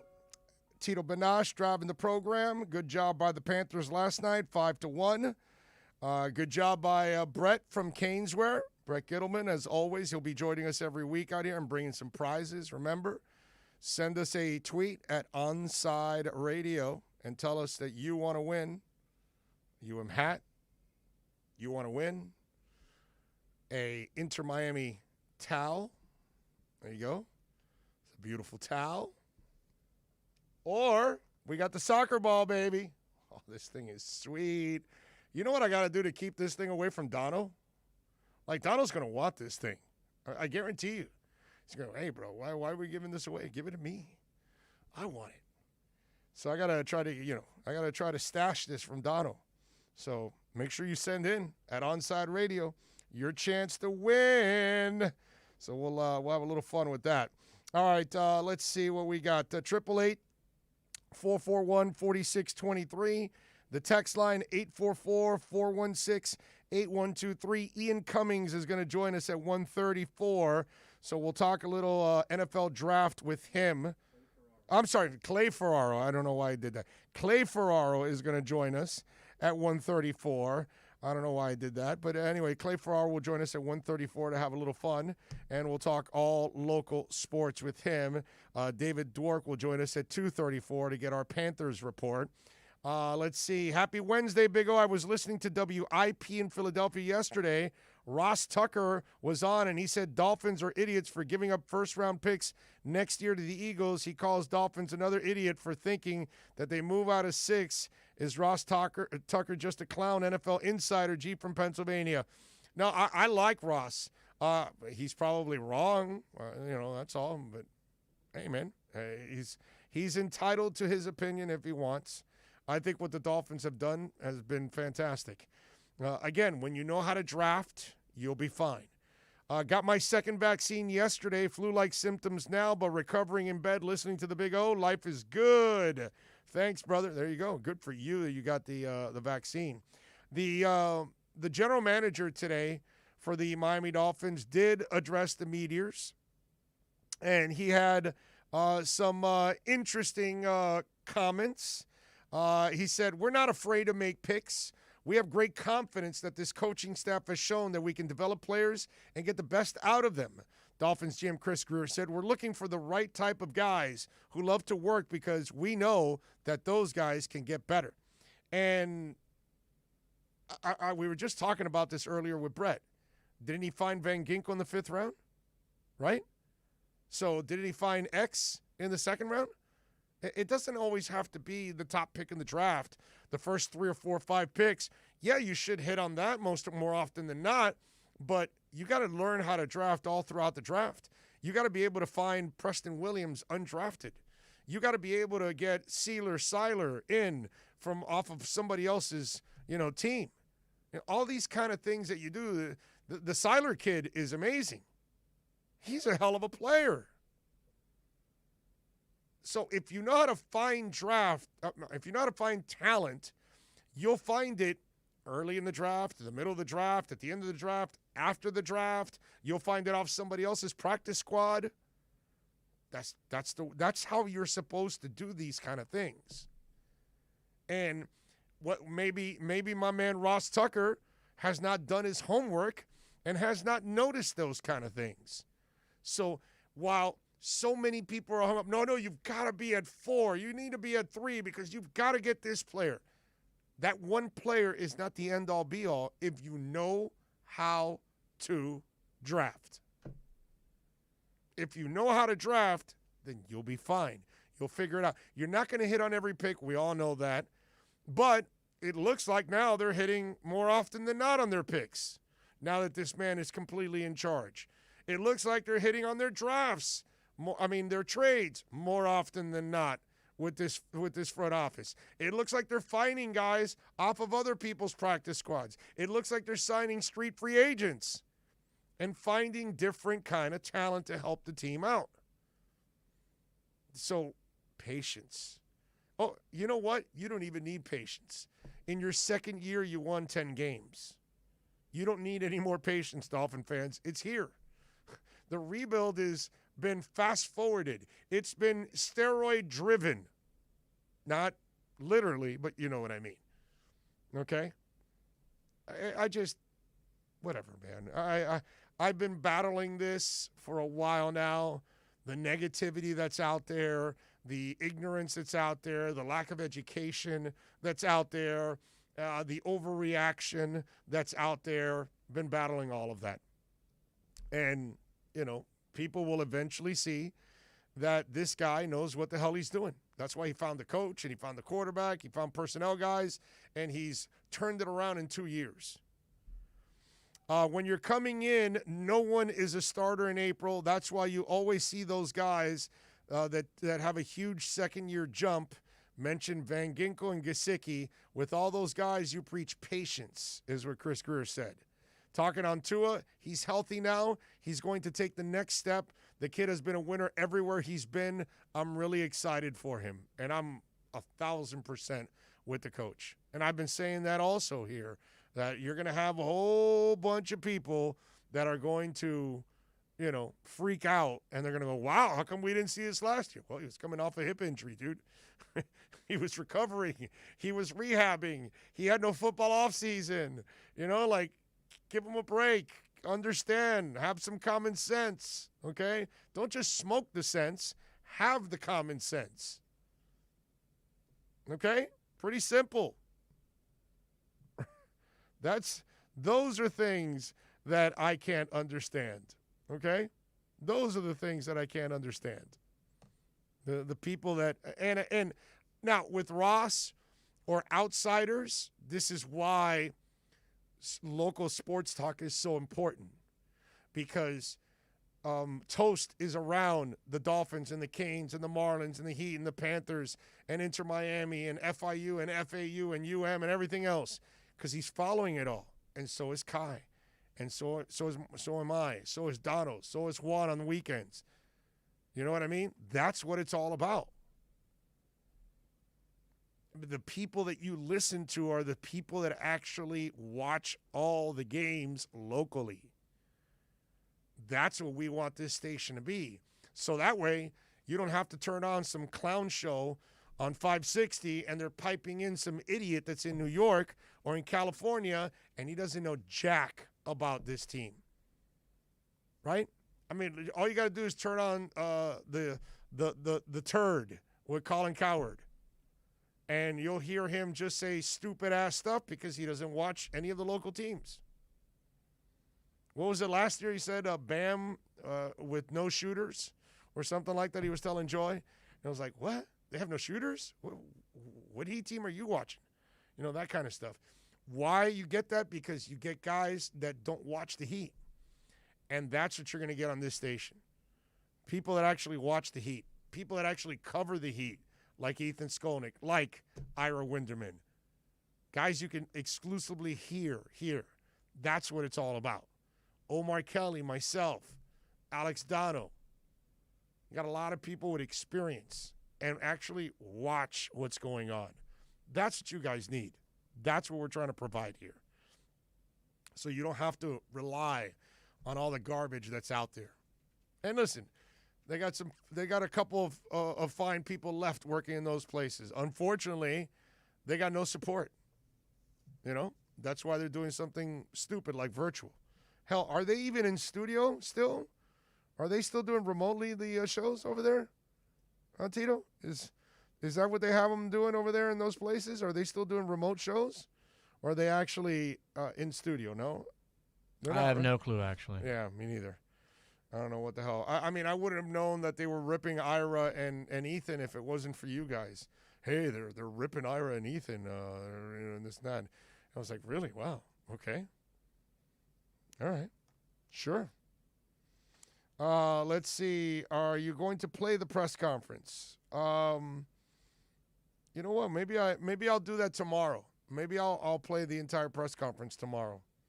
That might be something we could do, and I can kind of break down all the stuff. I might do that tomorrow. That's a good one. Got a couple guests now, so let's do that. Clay Ferraro is going to join us from Channel 10. We'll come back on the other side. We'll talk to Clay. We'll talk Dolphins. We'll get his thoughts on the Dolphins. We'll get his thoughts on the Heat and Tyler Hero. We'll get his thoughts on the Panthers. A lot of things to talk about with Clay Ferraro, man, sports anchor for WPLG. Next. We'll be right back to the Big O Show. You can join us on the Onside Sports Line, 888-441-4623. That's 888-441-4623. There are those who dedicate themselves to a sense of honor, to a life of courage, and a commitment to something greater than themselves. They have always defended this nation and each other. They still do. The few, the proud, the Marines. Saturday mornings, 9 a.m. Sean Stanley hosts the Square Circle Digest. But to be the man, you gotta beat the man. And I'm saying, woo, right here. I'm the man. Now, wrestling fans have a place to call home as Sean covers the very colorful world of wrestling. Tune in every Saturday from 9 to 10 a.m. on the home for sports fans worldwide, OnsideRadio.com. This Saturday, Inter Miami CF visits the Philadelphia Union at Subaru Park. And now Higuain trying to bend his run in behind. Flag is temporarily stayed down. Higuain is in. Has to square with Robinson. He'll square. Robbie Robinson has opened the scoring. The flag is stayed down. And Inter Miami are off and running in 2021. They lead the LA Galaxy by a goal to nil.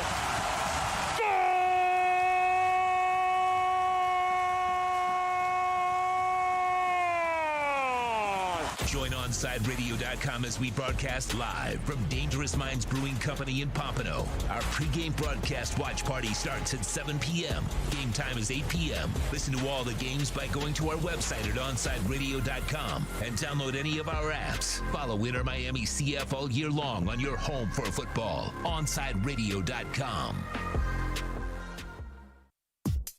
Catch a South Florida staple every afternoon as Alex Dono hosts the Man of the Match. Dono covers everything from football to football to MMA. Tune in to one of the most complete sports shows in the country with Man of the Match with Alex Dono from 3 p.m. to 6 p.m. every weekday, exclusively at OnsideRadio.com. Riddle me this. With all this sizzling meat and crunchy veggies nestled between toasty flatbread, who should get credit for Papa John's new papadilla? The person who invented pizza or the person who invented folding? Well, whoever it is, a tip of the tongue hat to you, sir or madam. Get a new papadilla, 4 flavors, just $6 each. Better ingredients, better pizza, better than a sandwich. Papa John's. Keeping you informed in the world of sports.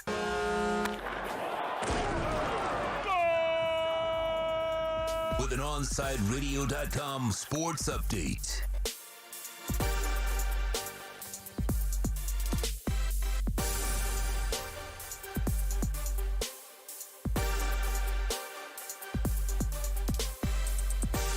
Florida Panthers getting the victory yesterday over the Columbus Blue Jackets 5-1. Spencer Knight's first start in the goal, stopping 33 shots. The next game is at home versus Carolina Thursday. Puck drop slated for 7 p.m. Miami Marlins currently going up against the Baltimore Orioles. Knotted up currently. Trevor Rogers on the mound for the Fish. And Miami Heat back on the court tonight in San Antonio. They take on the Spurs. Tip-off is slated for 8:30 p.m. With your Onside Sports Update, I'm Tito Bonacci. Coming up next, it's more of the Onside Zone with the Big O right here, OnsideRadio.com. When you want a perfectly straight smile without braces, you can count on MoodiasDental.com. A stunning smile is within reach. Learn more about Invisalign. Find out why so many trust the Moodias family. Dr. Moodias is an inventor and has several patents on innovative surgical instruments that are used around the world. Experience a family environment and trust on a worldwide level. From implants to crowns to a beautiful Invisalign smile. Call 305-821-0231. That's 305-821-0231. Or go to the website at MoodiasDental.com. Onside Radio is all about your local teams. That's why we don't waste your time pumping in national feeds with talking heads that don't know your teams. Time to talk South Florida sports with TV pros that cover it. It's Onside Radio's South Florida Sports Focus.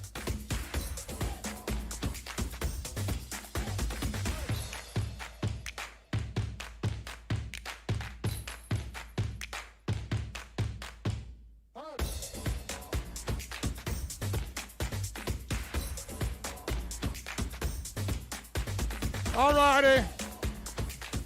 Well, welcome back. We take you, of course, till 3.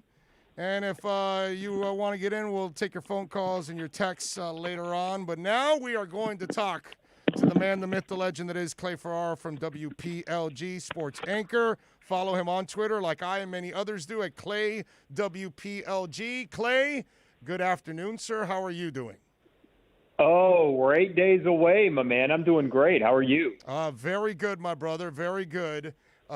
Listen, man, I got to tell you, it's kind of fun right now watching what's going on. We got the draft right around the corner. The Marlins are playing pretty well. The Panthers are the best team in town. The Heat, they're ahead of the playoffs. We don't know what the hell we're going to get from them, but it is what it is. First of all, let's get into a little bit of the controversy. Ira and Ethan, obviously on Inside the Paint on Monday, shook up the world a little bit, talking a little bit about Tyler. Where are your concerns with Tyler right now?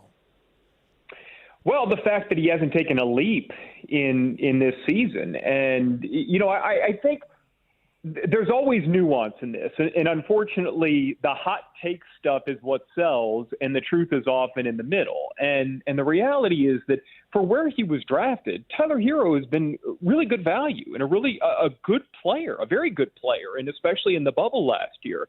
The flip side of that is, he hasn't progressed from where he was in the bubble last year. And I think certainly that you were hoping that after what happened in the postseason, especially, that he was going to take that next step. And look, I think we all believe that Jimmy Butler and Bam Adebayo are bona fide all-star caliber players, if not beyond that. But you need a third guy, unless your two top players are LeBron James and Anthony Davis, top 5, top 7 type NBA players. You need a third guy who's going to step up. And if Tyler isn't going to take that leap, and I understand he's not even old enough to drink yet, or he barely is, and yet at the same time, you want to see that constant progression. And so if he's not going to take that leap to being the third guy, like I think they hoped that he would be, then you need to find a way to get one. So it's going to lead to some serious conversations this offseason as far as, okay, do we think he can in the next year or two, while we're maximizing Jimmy Butler's prime, make it to that level of being a third star caliber player? And if the answer is no, we got to go get one, and it's likely that you would have to use him in a trade to bring one in. That's to me, that's the thing about all of this is, are you now concerned that he's not going to take that next step, or is it just still way too young to even make that determination? I think it's a combination of both. So again, truth is in the middle, right? And yet I think the issue that you're running into is you're trying to maximize Jimmy's prime. And so, you can't wait until Tyler Hero turns 24, 25 years old for him to take that step that you need him to take. And that's not necessarily fair to Tyler, but I think if you brought in Jimmy Butler and the feeling was that when you brought him in, you basically made sure he knew that you were going to do what you could to maximize his prime. And I'm not making that up. Eric Spoelstra has basically said the same thing, that we have to make sure that we make the most of the prime years of Jimmy Butler and give him what he's given us. Then I think you have to ask yourself, not just can he take that next step, but will he take that next step in the next year and a half? And if the answer is no, and you've got someone who you think could legitimately make you that next level type team, and unfortunately, you're going to have to mortgage some of the future in order to make that happen. Because, look, we don't know if and when another Jimmy Butler type of player is going to choose to come to Miami and join Bam Adebayo. It may be a year after Jimmy Butler leaves. You may be that lucky, but you may not. And so you owe it to Jimmy Butler, you owe it to your fans, you owe it to yourself to make sure that while Butler is here, you're putting the best quality product on the floor that you can. It's I got to tell you that this part for me is that's where you start to look at Bam, right? And you kind of appreciate it a little bit more, how serious he takes all of this. And that's what I'm concerned about with Tyler, is how serious is he taking all of this? And did the success from last year, the IG model, all this kind of stuff, did it get to his head already at this point? You know what I'm saying? Yeah, and that's what I think we have to wonder about, because we don't know. We don't, we're not in the building. We don't know how many hours he's putting in. I mean, he could very well be working just as hard, if not harder, than he was before. And yet, because of the perception, it's twofold, that the play hasn't quite gone up as you would hope, and because of being in the public eye so much, then people start to wonder. So what, I don't know that it's fair, but it's reality that people are going to start to question that. And so I think winning and in his case producing is going to help change all. And yet, unless and until that happens, people are going to wonder. And when you have a team that's underperforming, then obviously you're going to look for reasons why. And I think for sure right now, when you look at this team, I think The things that have really hurt are, yes, Tyler Hero hasn't taken that step as you've hoped. The lack of health and availability across the board, especially with your veteran players like Goran Dragic and Butler at times, has hurt quite a bit. The fact that Precious Achiuwa hasn't been able to give you valuable minutes, and really at times he's been unplayable as the season is. Like, all of those things hurt. But unfortunately, when you have someone like Tyler Hero, who, I mean, he became a borderline star last year because of what he was able to do in clutch situations. So obviously he's going to be one of the first ones that you look to and you say, okay, why is he not producing? And that's why the stuff about being in the public eye, I think, comes up and comes into question, fairly or not. I'm with you there. All right, so Clay, last night, Spencer Knight had a night. Obviously, it was pretty. It was sweet. And I got to tell you something. I've been saying this for the last couple weeks. It's not because Spencer had a good night tonight. I still don't trust Bob. I just don't. I'm sorry. There's not a part of me that says, okay, this guy is going to be on his head the entire night and he's going to shut people down. I almost expect the greasy goal to get in at one point or another. It's just a thing. So, Dreger's done a nice job too. And Bob hasn't been terrible, but he hasn't been what you're paying him to be. You're paying him to be a freaking stud. So, do you continue with this experiment? Because you and I have covered sports for a while. Sometimes you play a young guy, and young guys don't know any better, like Tyler Hero last year and Duncan Robinson. They didn't know any better. Now they know, because now people are prepared for them. Expectations are set. All those kind. Right now, Spencer Knight doesn't know any better. So, do you continue with the rotation and you keep sprinkling in the youngster, or do you go back to the two guys and just enjoy the moment that was and say, yeah, we'll see you next year, kid, when you really got to build it? Yeah, well, and I think the answer to that is, how confident are you that what we saw last night was something that he's going to build on and improve on moving forward in the immediate? Like, I'm not talking about over time. I think everybody believes that over time he's going to be very good. But, the blessing and the curse of this situation right now is, man, the Panthers are right where every team would want to be as far as chasing a top playoff spot and potentially making a run to a Stanley Cup. But that also means that you better be right if you're going to play a youngster at that position and play him over some veterans, even if and you're absolutely right. I mean, Bob's been inconsistent, and he's going to let the greasy goal slip in. But, you would have to make sure that Knight's inconsistency wouldn't be worse than Bob's inconsistency, because then you're basically telling the rest of the guys on the team that, hey, this year is important, but we are also building for the future. You have to go all in right now, because as we've seen, these opportunities to make a real run for a cup can be fleeting. So, on one hand, you go back to, and this is the easiest comparison that I can make that's not hockey, but go back to Tom Brady and the first Super Bowl that he won with the Patriots. And Drew Bledsoe loses his spleen during that season. And then this sixth-round pick kid from Michigan comes in, and all of a sudden, it starts a dynasty there. Well, look, if Brady had been playing and Bledsoe came back and played because Brady got hurt in the playoffs, well, if they don't win and Bledsoe had been sitting there, people are questioning Belichick forever. Because you had that opportunity to win a Super Bowl. So you have to make sure. Belichick was sure that Brady was the guy, so he played him over Bledsoe going into the Super Bowl. But in this case, like with Spencer Knight, if you're sure and you're right, man, it could set things up for a long time. But if not, people are going to wonder if you blew an opportunity. Yeah, no, you're right. But then if we watch the guys that are established blow the opportunities – that's true. It'll be the reverse, because, dude, I just think of Miguel Cabrera in 2003, and here's Roger Clemens just whiffing a fastball right by his head, and Miguel going, oh, so that's what you're going to do? All right, here's the next pitch, and I'm going to deposit it over in right field for you. And, it's like these young guys in 2003, they didn't know any better, dude. Mike Lowell, Derek Lee, Luis Castillo, all these guys were young as hell, and they just got on this incredible roll and won the World Series and went out and beat the badass $200 million Yankees. You know what I mean? So it's just. Oh yeah. It's just no, and by the way, I'm not saying you don't do. No, I'm I know what you're saying. I got you. Yeah, like be confident, right? Like if you're Q, and this is one of those things where we can sit here and throw out our opinions and all that, but man, the people who are there and are doing this every single day and see these guys behind the scenes, see these guys in practice.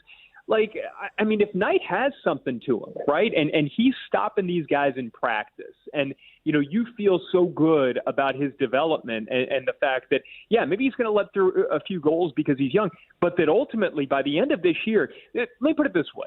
If Q is sitting there and saying that Spencer Knight's ceiling is so high and his floor is already so high that by the end of this season he is your best option, you put him out there right now and you don't look back. Because you need to make sure that you're doing whatever is the best for this team to win right now, and you may very well be right. And by the way, I think, you know, for those of us that follow this, that would be the best story. How cool would that be if you were to come in and do? I mean, that's not just a local great story. That is an international great story if somebody comes in at that age and does that. It's a great story for all of us, except the two owners that have got to pay the backup now $10 million a year. Okay, that's so true. All right, so let's not leave that part out because the owners are like, wow, this young kid is awesome, but holy crap, we got the most expensive backup in the history of the NHL right now, which has got to be frustrating for them. These owners have done everything possible to try to win.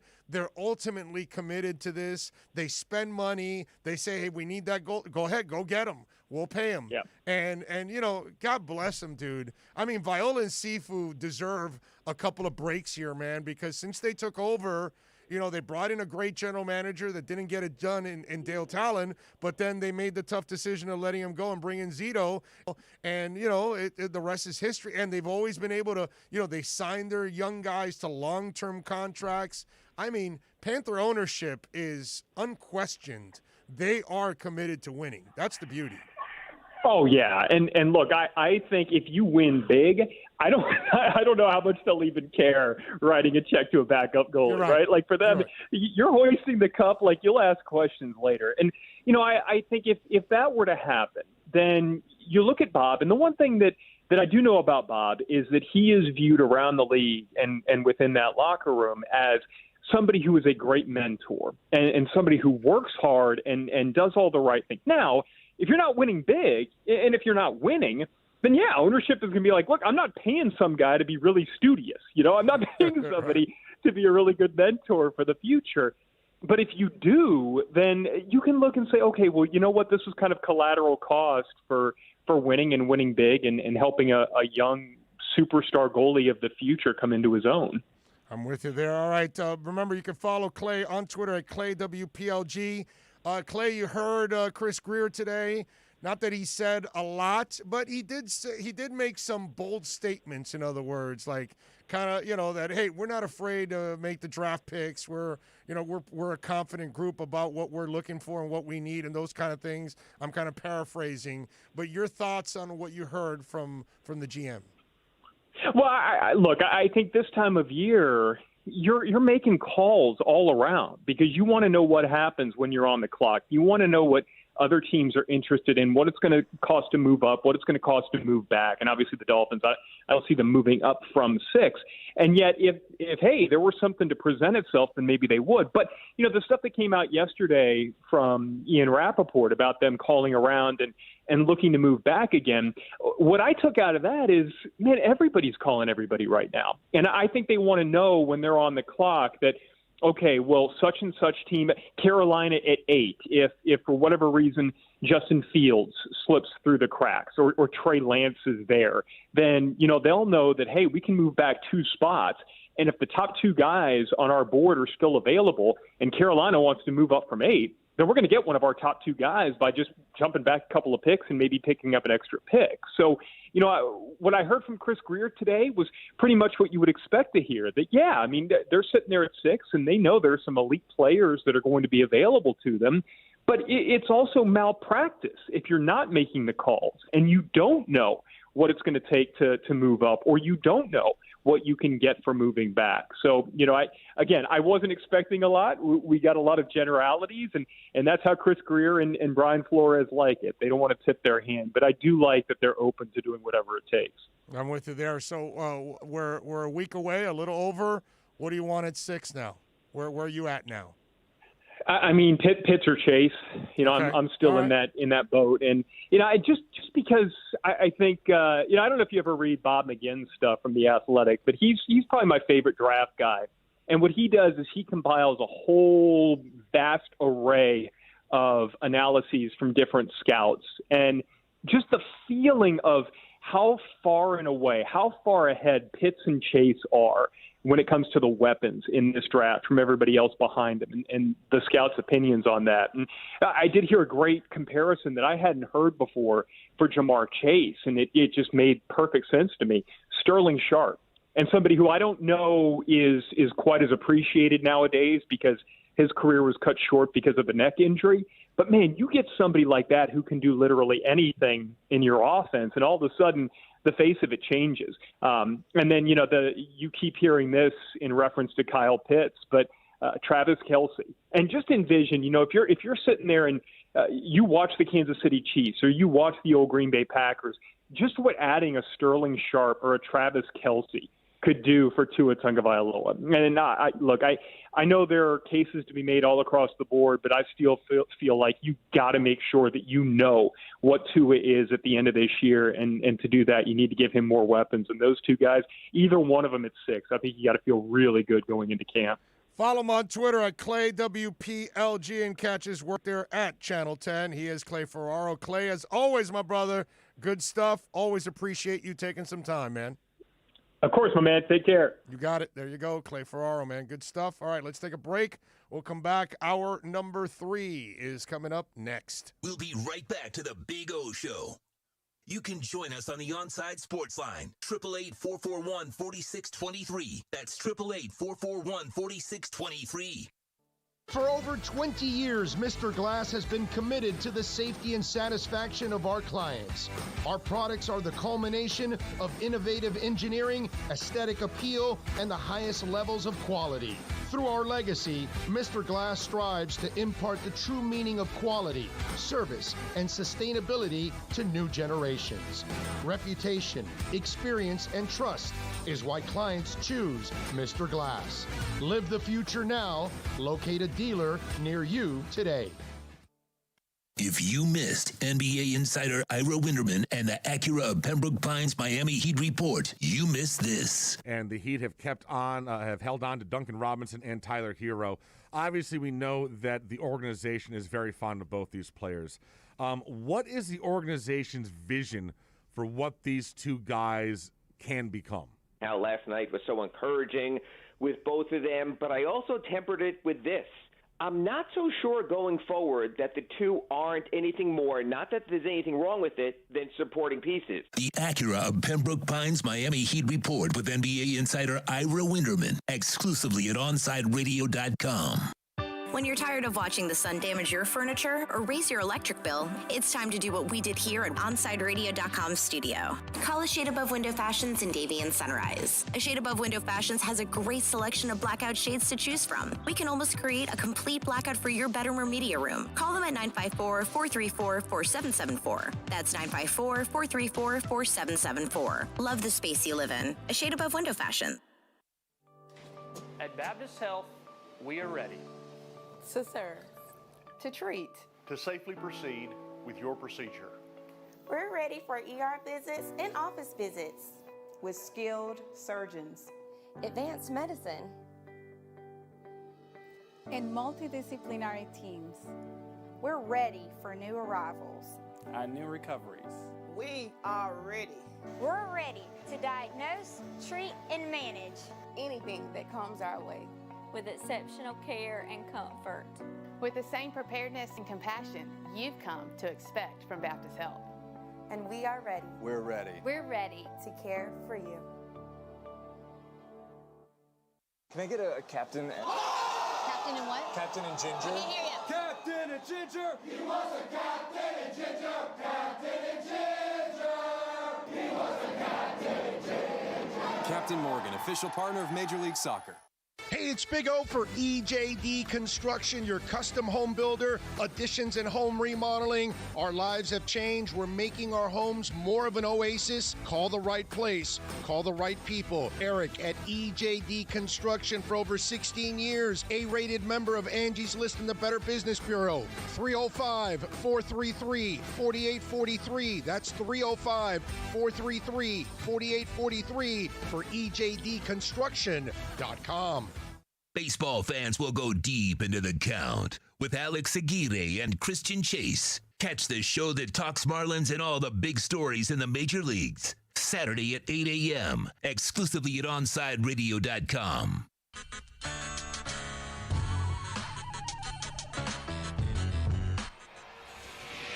Inter Miami CF fans, Onside Radio is the place to guide you through the 2021 season. Go to our website at OnsideRadio.com and download any of our apps to listen to your favorite team. OnsideRadio.com is your home for La Rosa Negra. OnsideRadio.com knows gamers need a home. Can you dig it? That's why for the next 60 seconds, Can you count, suckers? here's your Onside Radio E-Report with Kai Chen Chisholm. Congratulations. OnsideRadio.com knows gamers need a home. Can you dig it? That's why for the next 60 seconds, Can you count, suckers? here's your Onside Radio E-Report with Toast. Sony has revealed that the PlayStation 3 and PlayStation Vita digital stores will remain active, reversing its previous announcement that the storefronts would shut down later in 2021. The initial decision to shutter them was met with backlash from the gaming community, since the PS4 and PS5 don't offer native backward compatibility to the older PlayStation generations. While players still would have been able to re-download games they had already purchased on both the PS3 and PS Vita, many people were concerned about preserving games. The backlash and Sony's response to it show that there is still an audience for the older titles. Happy gaming. Stay in touch in the world of gaming with the Onside Radio E-Report. Now streaming online. Onside Radio, the only choice for the South Florida sports fan. Time to get in the zone. The Onside Zone. And look, man, I don't care if you're my wife. If I don't agree with you, I'm going to say it. The Onside Zone. I don't care how you win a championship, dude. You can draft it, you can buy it, you can trade for it. Just win, baby. The Onside Zone. You're not Aladdin rubbing the lamp and then Will Smith comes out and you ask him, hey, fix our dolphin problems. And there he goes. No, I'm sorry. It'd be nice if it was that easy, but it's not. You can join us on the Onside Sports Line, 888-441-4623. That's 888-441-4623. You can connect with us at OnsideRadio.com by sending us a text at 844-416-8123. The Onside Zone with a big O. All right. All right. Hour number 3 is on the air. Hope you all are doing well out there. Love it, love it, love it. As always, appreciate you all keeping it locked here. Nice win last night by the Panthers. They defeated the Blue Jackets 5-1. Now Carolina on Thursday in a back-to-back set against Carolina. You got to beat them twice. You got to beat the Hurricanes both games now. Send a message to them. Okay, that's what I want the Panthers to do. Send a message. Hey, no, that was throughout the year. You guys got the best. We're now the better team. Here's 2 losses. Get your asses out of here. And when we see you in the playoffs, we're going to kick your ass again. That's what the Panthers need to say to Carolina. Okay, and somebody check Trocheck. Okay, please. Marlins lose to the Orioles last night. Niedert had a rough outing yesterday. 5 earned runs in 3 innings. Miguel Rojas, 404, man. How about that? And Duvall had a couple of RBIs. Tonight, Bruce Zimmerman taking on Trevor Rogers. In fact, right now I'm saying Bruce Zimmerman and Trevor Rogers, and they are scoreless in the bottom of the third. Not tonight, right now. So they are going on right now. Let's see if Marlins do have somebody on second base at the moment, and they do have 2 outs. So we'll see what happens here if they're able to drive in a run. And this is listen, maybe you can win the next 2. And you're in a nice spot again, winning another series because they've won the last 2 series. Now they've got to find a way to win this series here against the sorry-ass Orioles. See if they can get it done. 888-441-4623 if you want to get in on the phone lines. That's 888-441-4623. You can also reach out to us on Twitter. That's at Big O Show. The text line, 844-416-8123. That's 844-416-8123 if you want to get in. Let's see what else. And, of course, here on the YouTube chat board, make sure you smash the like button. Very important you smash that like button. Tremolio says, 560 piping in that ultimate Jets apologist, Mike Greenberg. That's why. That's the kind of, and it's already weak as it is. But, if you got to listen to that, I'd rather not listen. You know what I'm saying? Let's see. What else do we have? Why can't I ever watch hockey for more than 5 minutes, says RC in the 305. Yeah, in person it is different. I mean, maybe, listen, RC in the 305, not everybody likes every sport, my man. So you're normal, actually. What's abnormal is actually me. I'm the weirdo. I like every sport. I can watch every sport. I can watch MMA, and I can watch boxing. I can watch hockey. I can watch soccer. I can watch baseball. I can watch women's soccer. Let's see. I'm trying to think of all these fringe-type sports. Yeah, I know baseball is kind of fringe now. Believe it or not, it's kind of fringe. Yeah, I watch all of them. So I'm the weirdo, actually. You, RC, in the 305, you're normal. Because there are people who walk around and they can't stand boxing or MMA. And there are people that can't stand hockey or they can't stand soccer. It's the way it is. That's actually normal that, you don't like something or another thing. So don't, that's not something you got to question or worry about. It's normal, dude. Maybe you just have never gotten into hockey. That's all. You just can't. Look, I can't watch. I can for a little bit, very little, like at the end of a Sunday, last hole or two. That's about it. But more often than not, you'll never catch me watching golf on television. I can't stand it. It's not fun. It's really boring. It's incredibly boring. Now, I can go walk the course all day long and watch it live. That I love. Absolutely love. But I can't watch it. I don't know why. I can't explain it. I might watch the end of a tournament knowing that, hey, they're playing for the tournament and there's just one hole left or two. That's about it. But yeah, no, I struggle with some of those things too, actually. I'll be happy when a QB goes at 4. Until then, Pitts and Chase will most likely be gone. Well, maybe not, Matthew. A lot of people thought that Tua was gone too because they won too many games, and they ended up with Tua. You never know, okay? Tony Zagala says, can I get a crypto bro? Crypto trying to bounce back. Crypto bro. There you go. The one that's really struggling is Bitcoin. Bitcoin's the one that's really struggling. Just wanted to ask to get everybody's idea of the view that's possible tandem. How would Kyle Pitts in the offense if neither him or Gesicki block? That doesn't matter. You can get away with it. That's not a big deal. They're like receivers is what you treat them like. NFL to announce the schedule on May 12th. Hope we get some primetime games, though. In closing, cat scratch fever for Nugent. Pardon my sarcasm. Cat scratch fever. I like that. Yeah, he got COVID from a kitty next door. That's what he did. Canadian curling fringe. There you go. That is a little bit of a fringe there, Tremolio. I'm with you there. Hockey is hard to watch on TV because you can barely see the puck, even in HD. You guys remember when they had the streak on the puck back, what was it, like 10 years ago, 15 years ago? I don't even know how long it was. Do you remember that, Tito? The streak on the puck? No, I do not. So then maybe it was even longer than 10 years ago. It's just that time flies and you don't remember.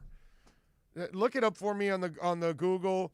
When did Fox put a trailer on the hockey puck, or I forgot what it was called. But they were testing it out. They did it for like maybe a season only, maybe 2. That you would hit the puck and then it'd have like a tail, you know, a digital tail that would follow the puck. But I want to. It was using 96 and 98 Stanley Cup Finals. Oh my God. Oh my God. It was 23 years ago. Is that how long? I mean, I've been doing this for 31, but I didn't. Wow. It was that long ago they did the streak on the puck. My Lord. These are things that, you know, just like, you know. I was 3. I was, yeah, no, that's why. When you said you didn't remember anything, I'm going, uh-oh, I misjudged it. This has got to be older. And sure enough, because I figured if it wasn't 10 years ago, you would have remembered. You know, you would have been 15. You had to have remembered that. But when you said you didn't remember it at all, I'm like, okay, I was off. It's got to be older than that now. But I didn't think it was that old. Holy crap. Wow. I mean, it was just yesterday, man. Just yesterday. I'm skipping lunch at Hialeah High. It's just yesterday. It's all yesterday that I was getting a pic from Gene Simmons at a concert in Kiss in the 80s. It's just yesterday that Tony Iommi was giving me a guitar pick in the early 80s. You know, just yesterday, tailgating at the Hollywood Sportatorium. Just yesterday, partying at the Waikiki with friends. Just seems like it was yesterday. It was 30-something years ago. Oh, Lordy. Big O, do you watch Korean baseball? No, you can't pay me enough to watch Korean baseball. You couldn't pay Boog enough to call Korean baseball, okay? Because him and Jessica, what's her name? What's her name, man? She's, whatever. You know who I'm talking about. Mendoza. Yes, I like her, man. I like her. She's cool. They couldn't even actually focus on Korean baseball. I remember when I would like turn it on and I would run into them calling it, and I'd watch it for maybe 60 seconds, and they would be talking about everything that is in Korean baseball, basically. Let's see. GP Trev says, I remember it was called Fox Track Puck. Seems like yesterday to me too, Big O. That's how old our mind works, I guess. Yeah, man. Wow. I didn't think it was 23 years ago, dude. Where can I get my hands on a real Cohiba cigar in Miami? Well, I mean, we would all get in trouble if any of us actually told you where to get it. You know what I'm saying? So, good luck. Pat in Asheville says, hockey killed my uncle, died in his sleep, so I'm seeking revenge and will take every opportunity to disparage the sport. Wow. Okay, Pat. Wow, that's okay. That's a strange one right there, but revenge is yours, my brother. Raging Dolphin Maniac says, I like hockey, but NBC's coverage is terrible. ESPN was very good in the 80s. It was fun, I got to say. All right, let's do this. Let's take a quick break. When we come back, we're going to hear from Chris Greer. He, of course, addressed the Meteors today and a little pre-draft press conference.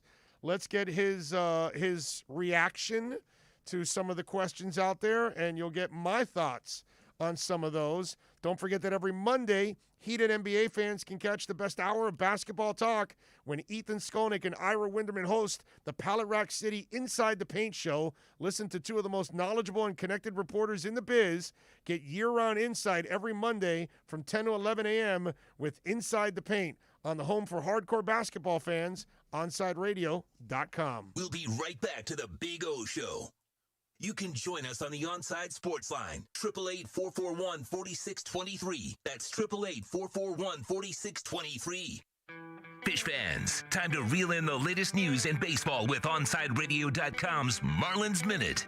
Here's Alex Aguirre. The Marlins' comeback falls short after the Fish lose their series opener against the Baltimore Orioles last night, 7-5. Nick Neiter struggled in his outing, going only 3 innings and allowing 5 runs. After Sunday night's game, Lewis Brinson was recalled from the alternate training site after Starling Marte was sidelined with a fractured rib and placed on the 10-day IL. Brinson went 1 for 3 and drew a walk. During last night's game, catcher Jorge Alfaro left in the 3rd inning with left hamstring soreness. Sandy Leon is the 3rd catcher on the roster if needed. Today, the Marlins close out their series against Baltimore, and it's a battle of the lefties. Trevor Rogers will be on the mound for the Marlins against Bruce Zimmerman for the Orioles. Rogers has 62 strikeouts on the season, and that is 3rd most by an active left-handed pitcher through his first 10 big league starts. First pitch is at 1:10. Let's go Fish. Keep up with the latest on the Miami Marlins by subscribing on most platforms by searching Onside Radio.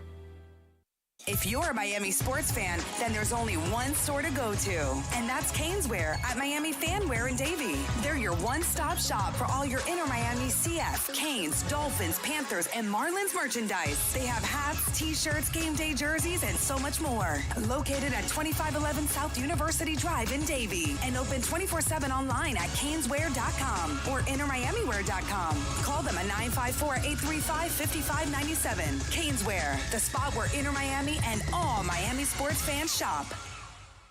Hey, it's Big O. You know, air quality in your home or business is so important now, folks. That's why you've got to call M&S Air Conditioning. Let them install a high-efficiency polarized air filter in your AC unit that attracts, captures, and destroys biological contaminants to improve your air quality. M&S is always on call from 7:30 a.m. till 9 o'clock p.m. and, of course, emergency Sundays. Call for more info on high-efficiency air filters and their preventative maintenance plans. Visit M&S Air Conditioning at ac-florida.com. If you're looking for a change from the everyday restaurant, then you need to get to Checkers Old Munchin German Restaurant in Pompano Beach. Brats, Wiener Schnitzel, homemade potato pancakes, pretzels with mustard, and lots of German beer. Take their famous Boot Tour Challenge, and there's now outdoor seating available in their new beer garden with live music. Follow them on Facebook and Instagram at Checkers Old Munchin Restaurant, or call them for reservations or pickup at 954-785-7565. So get over to 2209 East Atlantic Boulevard in Pompano Beach to Zagat-rated Checkers Old Munchin German Restaurant. When you want a perfectly straight smile without braces, you can count on MoodyAsDental.com. A stunning smile is within reach. Learn more about Invisalign. Find out why so many trust the Moody Ass family. Dr. Moody Ass is an inventor and has several patents on innovative surgical instruments that are used around the world. Experience a family environment and trust on a worldwide level. From implants to crowns to a beautiful Invisalign smile. Call 305-821-0231. That's 305-821-0231. Or go to the website at MoodyAsDental.com. It's toast. Smartest thing I did last year? Called B&T Windows and Doors and had PGT custom windows and doors installed in my house. Listen, it's spring. That means before you know it, we'll be hearing about the tropics churning. That means you need to get your home and family protected today.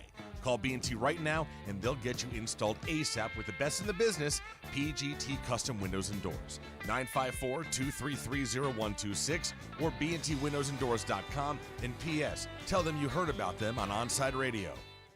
You can connect with us at OnsideRadio.com by sending us a text at 844-416-8123. Save it on your cell phone, 844-416-8123. No better place to send your comments, ask questions, win prizes. OnsideRadio.com, the only choice for the South Florida sports fan.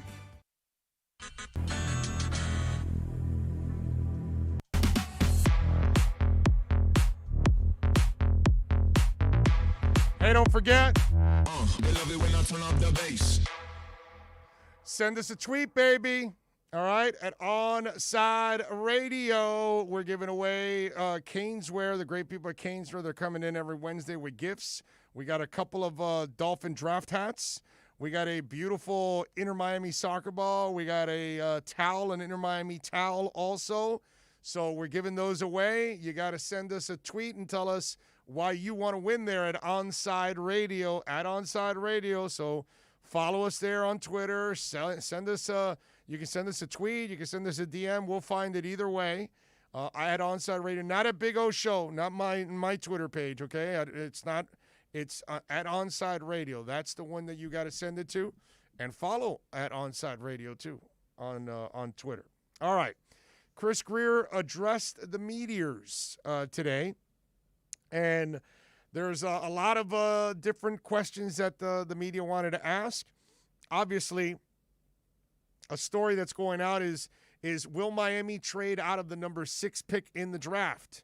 And Chris Greer has addressed that question. We'll always listen to everything. We've shown that, and I think you owe it to your team and your organization to always listen to any offers that may or may not come. And at the end of the day, as the draft falls and gets towards our pick, if someone wants to call and they make an aggressive pitch to us, we'll evaluate it, look at the board, and look at our options, and we'll make the decision that's best for the Miami Dolphins at that point. In other words, if another dumbass like Bill O'Brien wants to overpay for our pick, then yes, we're going to trade it. And it's kind of what I told you yesterday, right? And I told you guys, stop overreacting. The Ian Rappaport story means nothing. Yes, teams are calling. So what? That doesn't mean that they're shopping the pick. Doesn't mean that they want to trade out, that they're dying to trade out or anything like that. They traded back to 6 because they clearly like a couple of players at that spot. So that's why they're there at number 6, because they can guarantee themselves of that player that they can at 12. And in the process, they moved down 3 spots, and they picked up an extra first-rounder and moved up in a round in the draft from 4th to 3rd. So they got the compensation they felt they needed in order to go from 3 to 6. So to ask them, would you listen? Of course they're going to listen to offers. Only a smart franchise listens to offers. A stupid franchise says, no, we don't want to hear anything. We are dead set there and got to do it. Kind of like the Texans. The Texans were dumbasses. They probably should have said, yeah, we'll take any offer for Deshaun Watson right away. Because they might have been able to trade him before this mess. And now the mess, now you knock the value out. Now this sets you back completely now. So smart franchises leave their options open. And that's why Miami has taken advantage of it. Now, is he going to tell you that he's going to trade out of it? No, he's not going to tell you any of that. But, of course, he's going to leave his options open. All right. Now, here's another question they asked. If Miami regrets trading out of the number 3 spot in the draft. No, I think, when we made our move, we had targeted, a number of players that we liked, we're comfortable with getting. So I think with us, when you make a move like we did and doing what we did to get back up, we're very comfortable where we are. But again, I said we'll always evaluate it, and drafts change, as you know. People fall for reasons unknown, or people select players for their roster based on their needs. So, we're comfortable where we are. We feel very good where we are, and we won't have any regrets. What were you expecting? Were you expecting him to say we regret trading out at number 3? First of all, they're not going to regret it because that's why they did it. And if they actually say that they would regret it, then that means they don't know what they're doing. That means, and then can you imagine the criticism that Chris Greer would open himself up to? What coach is going to say, yeah, no, we with the 26th pick in the draft, we chose this. Yeah, no, we're really not happy with it. But hey, look, that's the guy we picked. Let's move on, and we'll suck it up. Does anybody ever do that? Do they tell you that the 207th player in the draft, that they regret taking him to? No, of course not. I don't know how you would ask that and expect any kind of answer except, no. Why are they going to regret it? What coach is going to tell you, no, yeah, we really regret that Tyler Hero pick?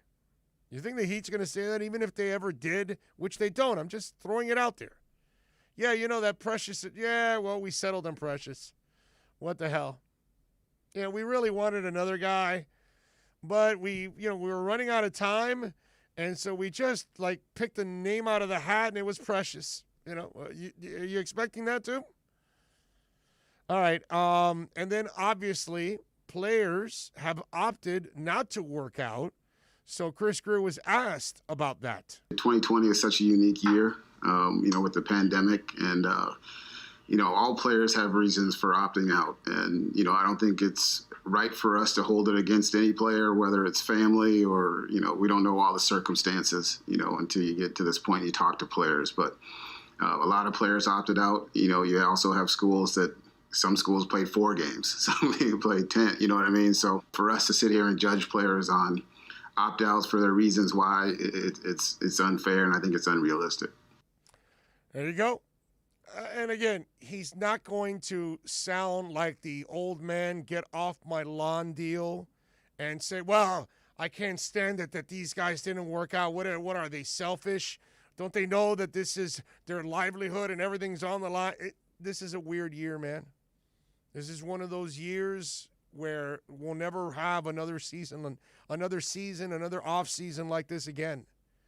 Hopefully, I'm hoping that we all grow as a world and are able to combat this damn thing. But this is where life has changed, and the way people work has changed. The way people work from here on out has changed. The way you handle your life is going to change. I think I heard Dono say the other day that, he wants to go back to hugging people and saying hi and all that, but he doesn't want to go back to shaking hands. I believe that's how he said, the fist bump. And for the record, I'm actually with him. I kind of find the fist bump maybe the best thing that's developed out of COVID, because really, dude, the person you're shaking hands with, are you sure he wasn't picking his nose like 5 minutes before you saw him? You know what I'm saying? Are you sure you didn't have his index finger in the back of his mouth because he was scooping out some food or something that was stuck? You know what I'm saying? And then he just wiped it on his pants, and then he shook hands with you 10 minutes later? Are you sure they don't have a cold and they've been rubbing their noses and all that kind of, and then they shake hands with you? You know what I'm saying? So I get the shaking hands thing can be gross, actually, when you really think about it. I mean, I've watched soccer coaches on the sidelines pick their ass and then smell their fingers. Remember that guy? So it was we've watched guys. Didn't we just catch Jim Boeheim eating a booger? Did you catch that one, Tito? I heard it. I didn't want to see it, though. I mean, you can go to YouTube. It's there for you. I'm good. There's no reason for that. I'm good. Boeheim and I'm the all Booger. right. Boeheim and Boogergate. So think about this. Do you ever want to shake hands with Jim Boeheim ever again? Will you ever shake hands with Jim Boeheim? Right? Oh, hey, Jim, nice to meet you. It's like a wave. Wave. You don't even want to fist bump with the guy. Okay? Just maybe he's got wide nostrils and that finger went halfway in and the knuckle already reached, and that's what you're fist bumping with. Jim, pleasure to meet you. You've been a hell of a coach. We'll stay away from the shaking hands. I saw you on the sidelines. That kind. So everything has changed in life, the way we do things. And this is the kind of year where if a young man doesn't want to work out because he doesn't want to risk this or risk that, it's hard to slam him or her in a year like this right now. Whether you held out a whole year from football like Gregory Rousseau, or you don't want to work out because you think you've shown enough already on film. These are things that they've got to live with. It's what I told you earlier that this year when it comes to talking to scouts and all, it's just not the same. I'm telling you because I talked to them and the information, it's just not the same. It just isn't. And so there's a lot of unknowns. There's a lot of territory that they're all crossing that they've never had to do before. Things have changed, man. And it's not necessarily for the better in some cases. Now, as for Alex Dono, he is correct. In others, it is better because maybe shaking hands is not a good idea anymore. You know what I mean? Think about this. Most people have had less colds this year than they've ever had. Why? Because they weren't around people and they weren't shaking their hands and they weren't breathing the same air and they weren't in a place that everybody was unmasked and in small areas and somebody's coughing and wheezing because they've got a cold. And now we realize, now that it's been magnified, that when you don't have the mask, how the particles come out of your mouth and they travel. And those kind of things have kind of woken you up a little bit. You're now more woke, as they say, to how gross things can be sometimes. And shaking hands is one of them, man. Shaking hands is one of them. All right, 888-441-4623. That's 888-441-4623 if you want to get in on the program. Did you guys see Le'Veon Bell? Le'Veon Bell now is going to have his 7th child with his 6th baby mama. How about that, Tito? 7th child with 6 baby mamas now. What do you think about that? Singer Jalisa Weil is the one. More children than touchdowns last season. Yeah. He's preparing to have his 7th baby. The running back is a real ladies' man. Currently has 6 different baby mamas, and the current NFL free agent running back is reportedly going to be a father again. Le'Veon Bell will have seven children with 6 different ladies. The 7 children are with 6 baby mamas. It now appears his other girlfriend, Jalisa, Le'Veon took to Instagram to post the pictures of the new couple. You know that this guy is going to be so broke, it's not even funny, right? And he gave up a year of making money in the NFL.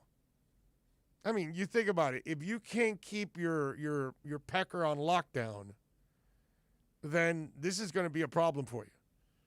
Because obviously you don't know how to have sex with a rubber. And since you don't use one, you are producing kids like it's going out of style. And you probably can't be a good father to all of them because they all don't live in the same house, same neighborhood, or even probably the same city. So there's no way you're going to be around your kids on a daily basis. So you're obviously going to be, an absentee father in many cases. Le'Veon Bell will be so, and notice, free agent running back. I mean, everything has gone south for that guy. Hell, he even did Kansas City win the Super Bowl there, Tito? They did not. Okay. So Le'Veon Bell even brought bad luck to Kansas City. He went to Kansas City because he wanted to get a Super Bowl, right? And he didn't even get a Super Bowl there. I'm telling you, 7 baby mamas. No, I'm sorry, 6 baby mamas, 7 kids. You're going to be so broke, dude. So broke. All those women are going to want like $20,000 a month because they've got your baby and you're expensive. All right, let's take a break. David Dork is going to join us on the other side. The Cats, terrific win last night, but it was all about Spencer Knight. So we'll talk a little bit about Spencer and so much more when we come back right here on OnsideRadio.com. We'll be right back to the Big O Show. You can join us on the Onside Sports Line, 888-441-4623. That's 888-441-4623. You can now watch Onside Radio daily by subscribing to our YouTube and Twitch channels. Search Onside Radio. Log on, subscribe, rate, and review Onside Radio on YouTube and Twitch. Find out why Big O has a face for radio. OnsideRadio.com, South Florida's home for real sports talk. Miami Dolphins Dolphins fans, join us for OnsideRadio.com's NFL Draft Party at Sports Grill in Miami, 11481 Southwest 40th Street, Bird Road. Join Big O and Alex Dono for this 2-night event starting on Thursday, April 29th at 7:30 p.m. and Friday, day 2 at 6:30. Drink and food specials, giveaways, and the best damn draft party in South Florida. Join us for a 2-night event as OnsideRadio.com and Sports Grill on Bird Road bring you the best NFL draft party on the planet. Connect with OnsideRadio.com by downloading the Radio.net app. What happens to you after that is not our responsibility. Follow South Florida sports leader on social media at Onside Radio. Look at the pics. See the guys, even though you may not enjoy it. At Onside Radio. Insta at Onside Radio. All social media at Onside Radio. Inter Miami CF, your official furniture and mattress store, is here. City Furniture is your #1 home source for the trends you want at the prices you'll love, including exclusive City Furniture collections, the widest selection of styles, affordable home accents, mattresses starting at just $99 and more. Create the home of your dreams fast with next-day delivery, plus get 60 months special financing with no down payment. Because City Furniture is here to make it easy so everyone can live life like this, visit cityfurniture.com. If you missed Chirping the Cats radio with David Dwork, then you missed this. Through the 2017-18 season, Barkov was 54% success rate in shootouts, 19 for 35. 19 shootout goals through the first 4 or 5 years of his career. Since then, Bupkis. I mean, he used to be the guy that came out with some of the most inventive, crazy moves. You remember that one where he slapped his stick on the ice with just leaving the puck alone for going backhand? I want to say it was on Marc-Andre Fleury. I mean, he's turned goalies inside out. He can use a move more than once. Clearly, somebody told him that about the backhand move. Seems to be the go-to. And I mean, I asked Barkov about it a couple of weeks ago, right before the season started. I asked him, dude, you've been struggling. What's the deal? And he said, goalies maybe got in my head a little bit. I was thinking that they were reading me. I was trying to read them. Shook his confidence. He said it. Running out of moves is not really an excuse when you've got the skills that you can pull off basically whatever you want. Chirping the Cats radio with David Dwork. Saturday mornings 10 to 11 at OnsideRadio.com. With Make-A-Wish, the impossible becomes possible. A girl battling cancer can become a race car driver battling the course. The boy showing all the nurses his fire trucks can take the helm of a real one. Wishes can give kids with critical illnesses the strength to keep fighting, get better, and grow up. Where there's a wish, there's a way. Wishes need you. Visit Make-A-Wish at wish.org. Keeping you informed in the world of sports.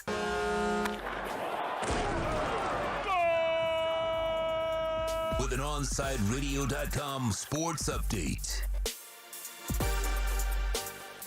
Florida Panthers defeat the Columbus Blue Jackets 5-1 last night. Spencer Knight, the rookie, picks up his first NHL win, stopping 33 shots in net. Next game is at home versus Carolina Thursday.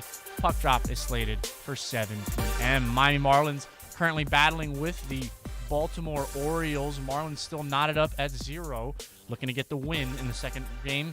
Rogers is on the mound. Miami Heat back on the court tonight. They take on the San Antonio Spurs. Tip-off slated for 8:30 p.m. With your Onside Sports Update, I'm Tito Bonacci. Coming up next is more of the Onside Zone with the Big O right here, OnsideRadio.com. Now streaming online. Onside Radio, the only choice for the South Florida sports fan.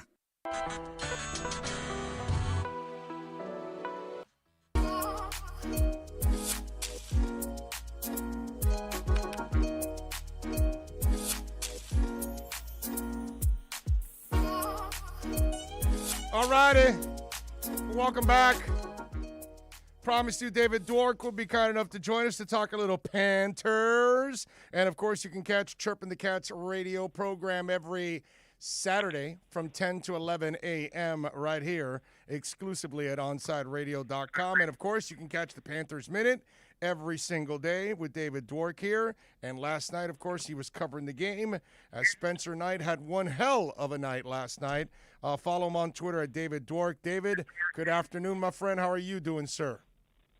Doing well, Orlando. How's everything in your side of the county, I guess? Right now it's good, although it's raining right now. So obviously Kai Chen Chisholm got his wish because he's always wishing rain on our asses.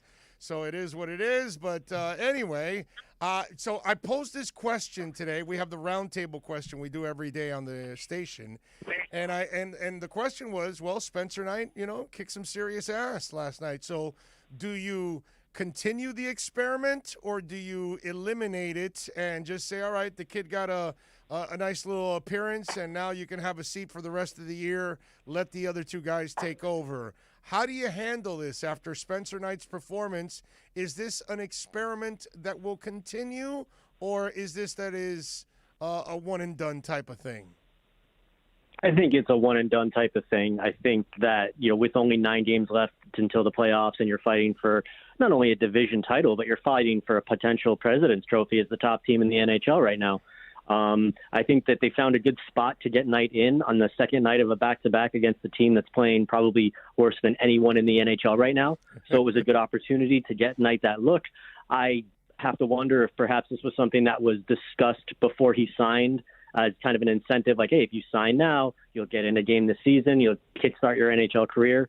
So in that regard, it kind of makes sense. But I wouldn't think that they're going to put him back out there anymore. The Panthers, there are 9 remaining games. You got 2 against Tampa, you got 2 against Carolina, you play Dallas, you play Nashville. All these teams are fighting for either a playoff spot or positioning. So I think that Coach Q found a good spot to get him in there. It was a great game for him because he didn't have to do anything spectacular. He made a lot of routine saves. He did everything that you would expect and hope for a young goaltender to do. He looked really good. I mean, handling the puck, he looked better than a lot of the guys that are currently playing in the NHL right now. So there's a lot to like about what we saw. But he's still a bit green, and he's still got some ways to go before he's ready to take over as a regular NHL goalie. I mean, you kind of saw you call it routine, but he had a couple of really nice saves in that game. I was impressed, and he looked comfortable, man. I mean, you play the position. He didn't seem overwhelmed in no way, shape, or form. The kid looked like he belonged, actually. Yeah, no, for sure. Like the mental aspect of the game, I mean, that's been something that, you talk to Spencer Knight or you see him over the last couple of years playing like with Team USA at the World Juniors the last couple of years, or what he's done with Boston College. He's an incredibly composed, intelligent kid. Never a situation is too big for him, and he really is good at kind of keeping his cool and his temperament down, which for a goalie in particular, you don't want to be emotional out there. You want to be stoic. You want to be able to just do your job, not react poorly because so much going on around you is out of your control. As I said, he did so many things right that you would not expect somebody who turned 20 years old the day before to be doing at the NHL level. There's a lot to build on, and you can see why this guy is considered one of the top goalie prospects in the world right now. I just think in terms of carrying the load of an NHL schedule, the heavy-duty implementations that come with it at this time of the season, it's a bit much. And I think for he was tossed into and the situation that he was put into, I think he did a great job at it. I was so impressed with the kid, man. I got to give him a lot of props. All right, so let's get to the game that's coming up now.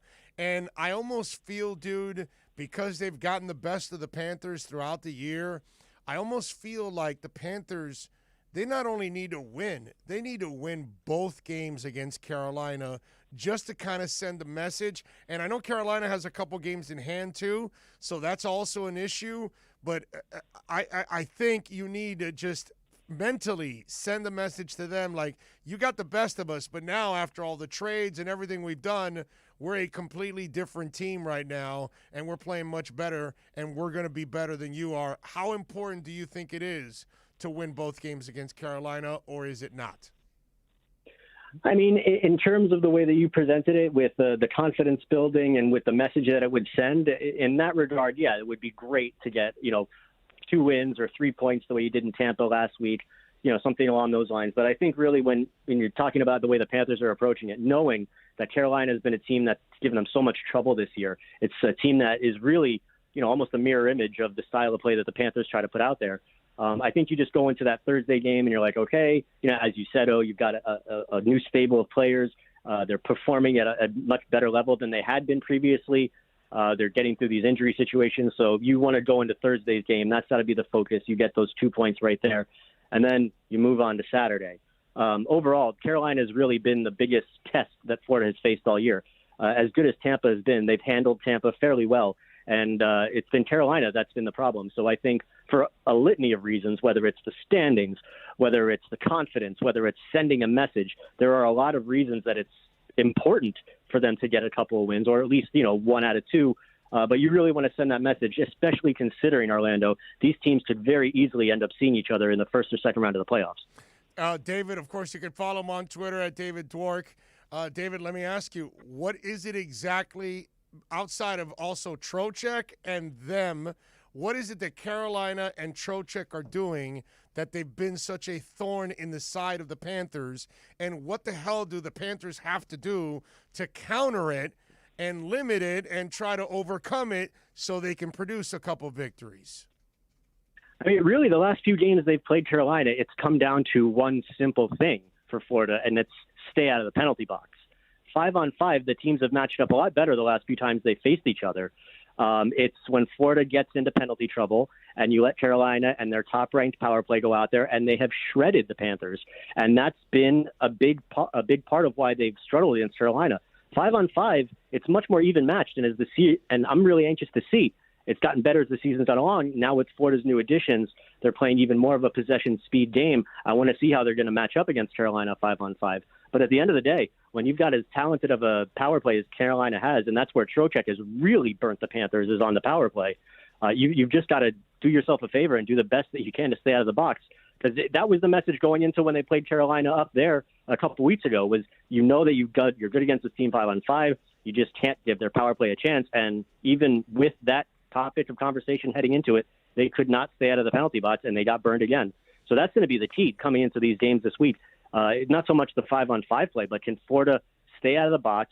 Can they perform on their power play, which has also struggled against Carolina? It's really going to come down to special teams. That's what it's been all year with these two teams, and Florida's got to figure out a way to get on top of that battle. Gudis, by the way, it needs to take Trocheck out, bro. Okay? I mean, this has to happen. I mean, listen, while Trocheck was here, I got tired of watching other people beat up on him the entire time, and the soft-ass Panthers would never do anything about it. Now, the Panthers are no longer soft. So let's go, bro. Let's crush Trocheck. He's no longer wearing a Panthers uniform, man. Let's go. What's going on with that? Well, if you can catch him, I mean, that's kind of part of why he's doing so well in Carolina. When he was here the last couple of years in Florida, he was recovering on 2 broken ankles. So now all of a sudden he's the fast guy that he used to be. So good luck catching him. Yeah, that's what. So it's just Rocky and the chicken, is what you're saying. Is what we're dealing with here. That's what you're saying. Rocky can't catch the chicken. Meanwhile, Mick is screaming at him. Right? That's the scene we're looking at right now? Yeah, I think that's a pretty good comparison. I mean, look, if they can catch Trocheck, I'm not going to condone, anything dirty by any stretch of the imagination. But if you take a smaller guy, you can catch him. And look, that's what Gudis has been doing all year. He hasn't done anything dirty, but he's certainly been carrying the physical play. So, by all means, go out there and, try to get in the back of his head. Let him know that, you're gunning for him. Yeah, man, that something has to happen. Something's got to give here, bro. Here's one more thing before I let you go. Can you imagine if the Spencer Knight kid comes back next year, goes through camp, kicks ass, all that stuff. They name him the starter, and you've got Bob sitting there making $10 million a year as a backup. That's got to be frustrating for the people in the front office and ownership group. I mean, they'll be happy that they finally got a young goalie that they've developed, and he's got a hell of a future. But boy, this will be worse than the Luongo one. I mean, the Luongo one was bad enough because that contract was 742 years long. But this one is not nearly as long. It doesn't have 700 years on it. But holy moly, it's a lot of money per year, dude. Yeah, I mean, look, you can say what you want about what the past regime did, but right now the current guys just have to make do with what the hand they've been dealt. I think that if that situation plays out the way that you described it, I mean, you've got to be happy if your 20-year-old goaltender is playing at the point where you have no choice almost but to put him out as a starter. If he's playing that well, you deal with the $10 million that you're dealing with from Bob, because clearly Knight would be the guy at that point. Now, I think that because of Bob's contract, and also because he's playing fine, especially the second half of this year, he's not playing ridiculous. He's not an Andrei Vasilevsky or anything like that, but he's been playing very well enough that the Panthers have been winning games. So I would think next season, even if Knight comes out and he's ridiculously good, you've still got to at least have some kind of a timeshare and give Bob a chance to work through that.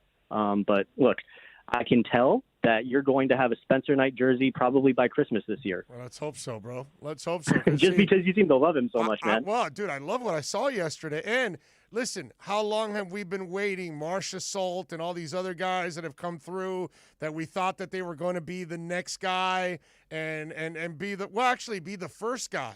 They've never actually really developed their own goaltender ever yet in this franchise. So I thought, all those other guys that we kept waiting for never developed. So now this kid, that's exciting, dude, because you and I know if you get one of these badasses that can be on their head all the time, then you're halfway there, man, because there's nothing like a hot goaltender. That changes everything in the landscape. Well, look at what up the state. Look what Tampa's done. They've been without two of their two best players, arguably, for parts or all of this year with Stamkos and Kucherov, and yet their ridiculously amazing goaltender has carried them this year. I think he's at the point now where he's got to be in contention for the MVP, just because Tampa has not been the team they've been in recent years, the dominant team. But they're still at the top of the standings, and it's mostly because they have a goalie who I would not be surprised to learn that he was being run by Skynet. He's so good. Hey, listen, I know how it feels because back in the mid-'90s, Beezer was in that zone. And so I've seen that before. And I'm just hoping that if Spencer's the guy, man, things are going to get even better here in Pantherland because it's already a good team. You actually put a great goalie. Oh, my God. Things are going to get scary here. It's going to be a lot of fun. Follow him on Twitter at David Dwork. And, of course, you can catch it daily here with your Panthers Minute. And, of course, on Saturdays, the best Panther show on the planet, baby. It is Chirping the Cats Radio, 10 to 11 a.m. He is David Dwork. David, you are a stud, my friend. Thank you. All right, Big O. Be good. You got it. There you go. Good stuff by David. Hey, one more thing before I take a break and we do the crossover with Donald. I wish people would relax a little bit with Mark Davis from the Raiders. Listen, far be it from me to defend this cheap ass or the terrible haircut that he has, because he does have the worst haircut in the history of the NFL, all right? I get all of that, and I'm not here to defend him, but the tweet that he put out, that I can breathe, I know exactly what he meant. And for people to be criticizing him, you're just being, you're going to an extreme. I understand. What he meant was that I can exhale now because it's been this is constant. This has been going on for decades, from when we watched McDuffie get beaten here by 5 cops and flashlights. A long time, way before you were born, Tito. In fact, your dad was a kid like I was in those days. And so we've had this kind of civil unrest forever. And we were all basically holding our breath, waiting for that verdict yesterday. And I get what he meant by I can breathe. That it's kind of like you can exhale, like, man, finally the right thing was done.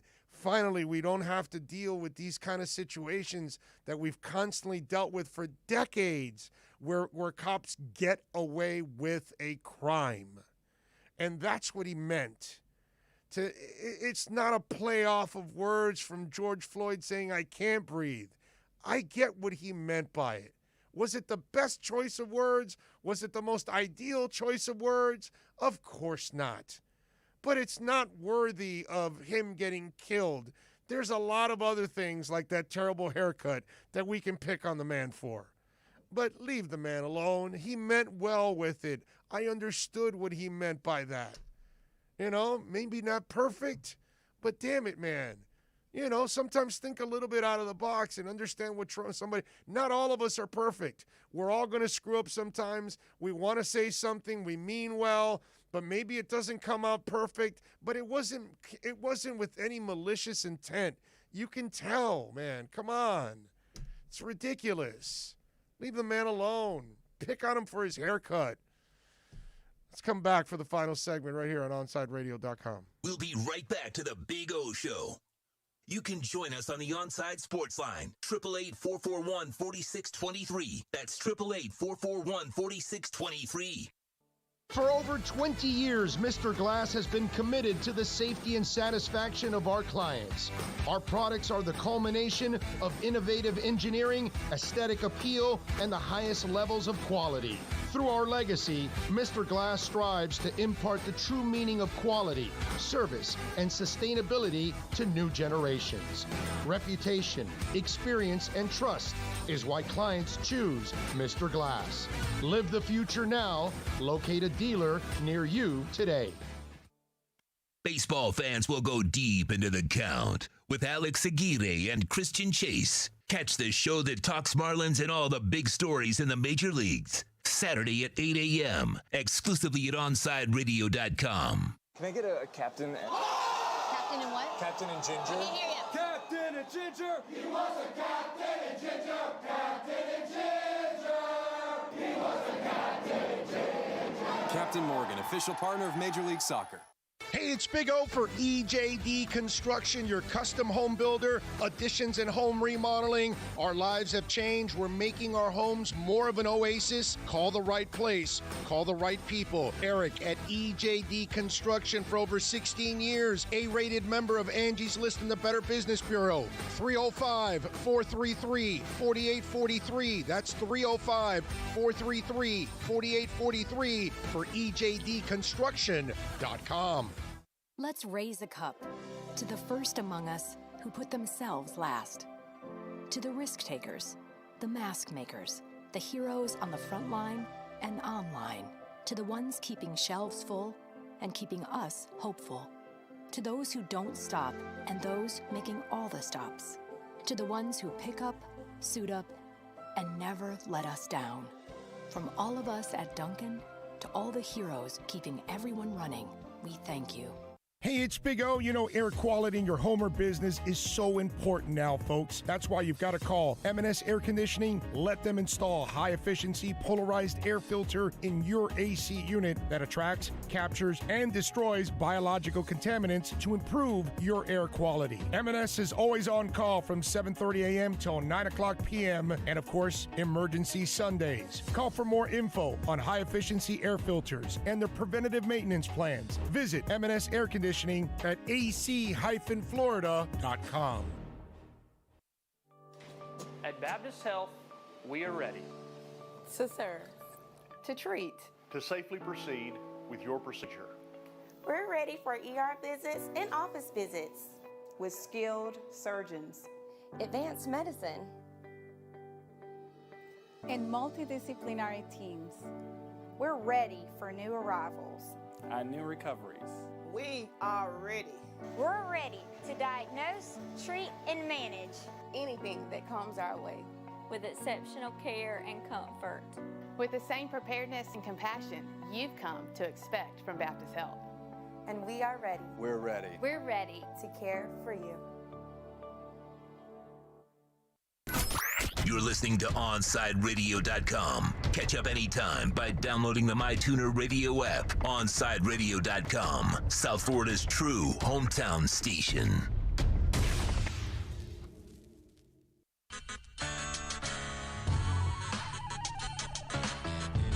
All right, welcome back, folks. And I got to tell you, we got to thank Brett from Caneswear. And again, send us those tweets at Onside Radio if you want to win one of those Dolphin draft hats or the soccer ball, which again I had to hide it from Dono as I was trying to. Oh, I want that ball so bad. I know that. I figured want that soccer ball. Yeah, and the inner towel. So send us the tweets at Onside Radio. Tell us why you want to win. You can DM, you can tweet, whatever at Onside Radio. Not my Twitter handle.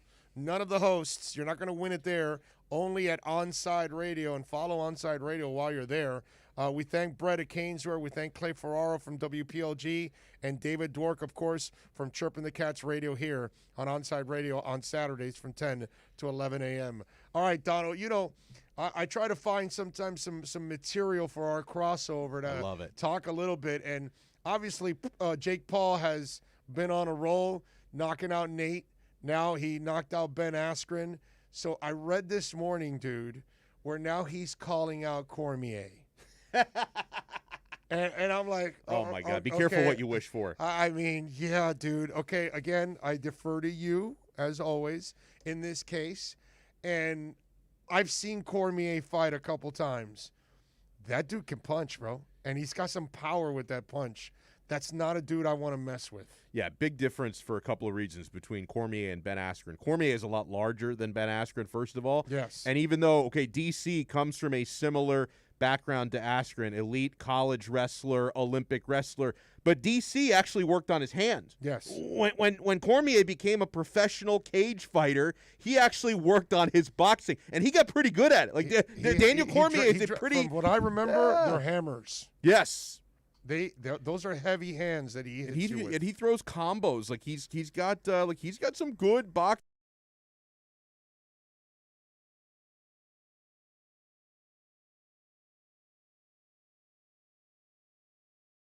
Wrestling background he could fall back on. And there aren't a ton of UFC fighters like that anyways. No, very few. There are some that are really good kickboxers, but again, if you take the kicks and the knees away, it's a whole different game.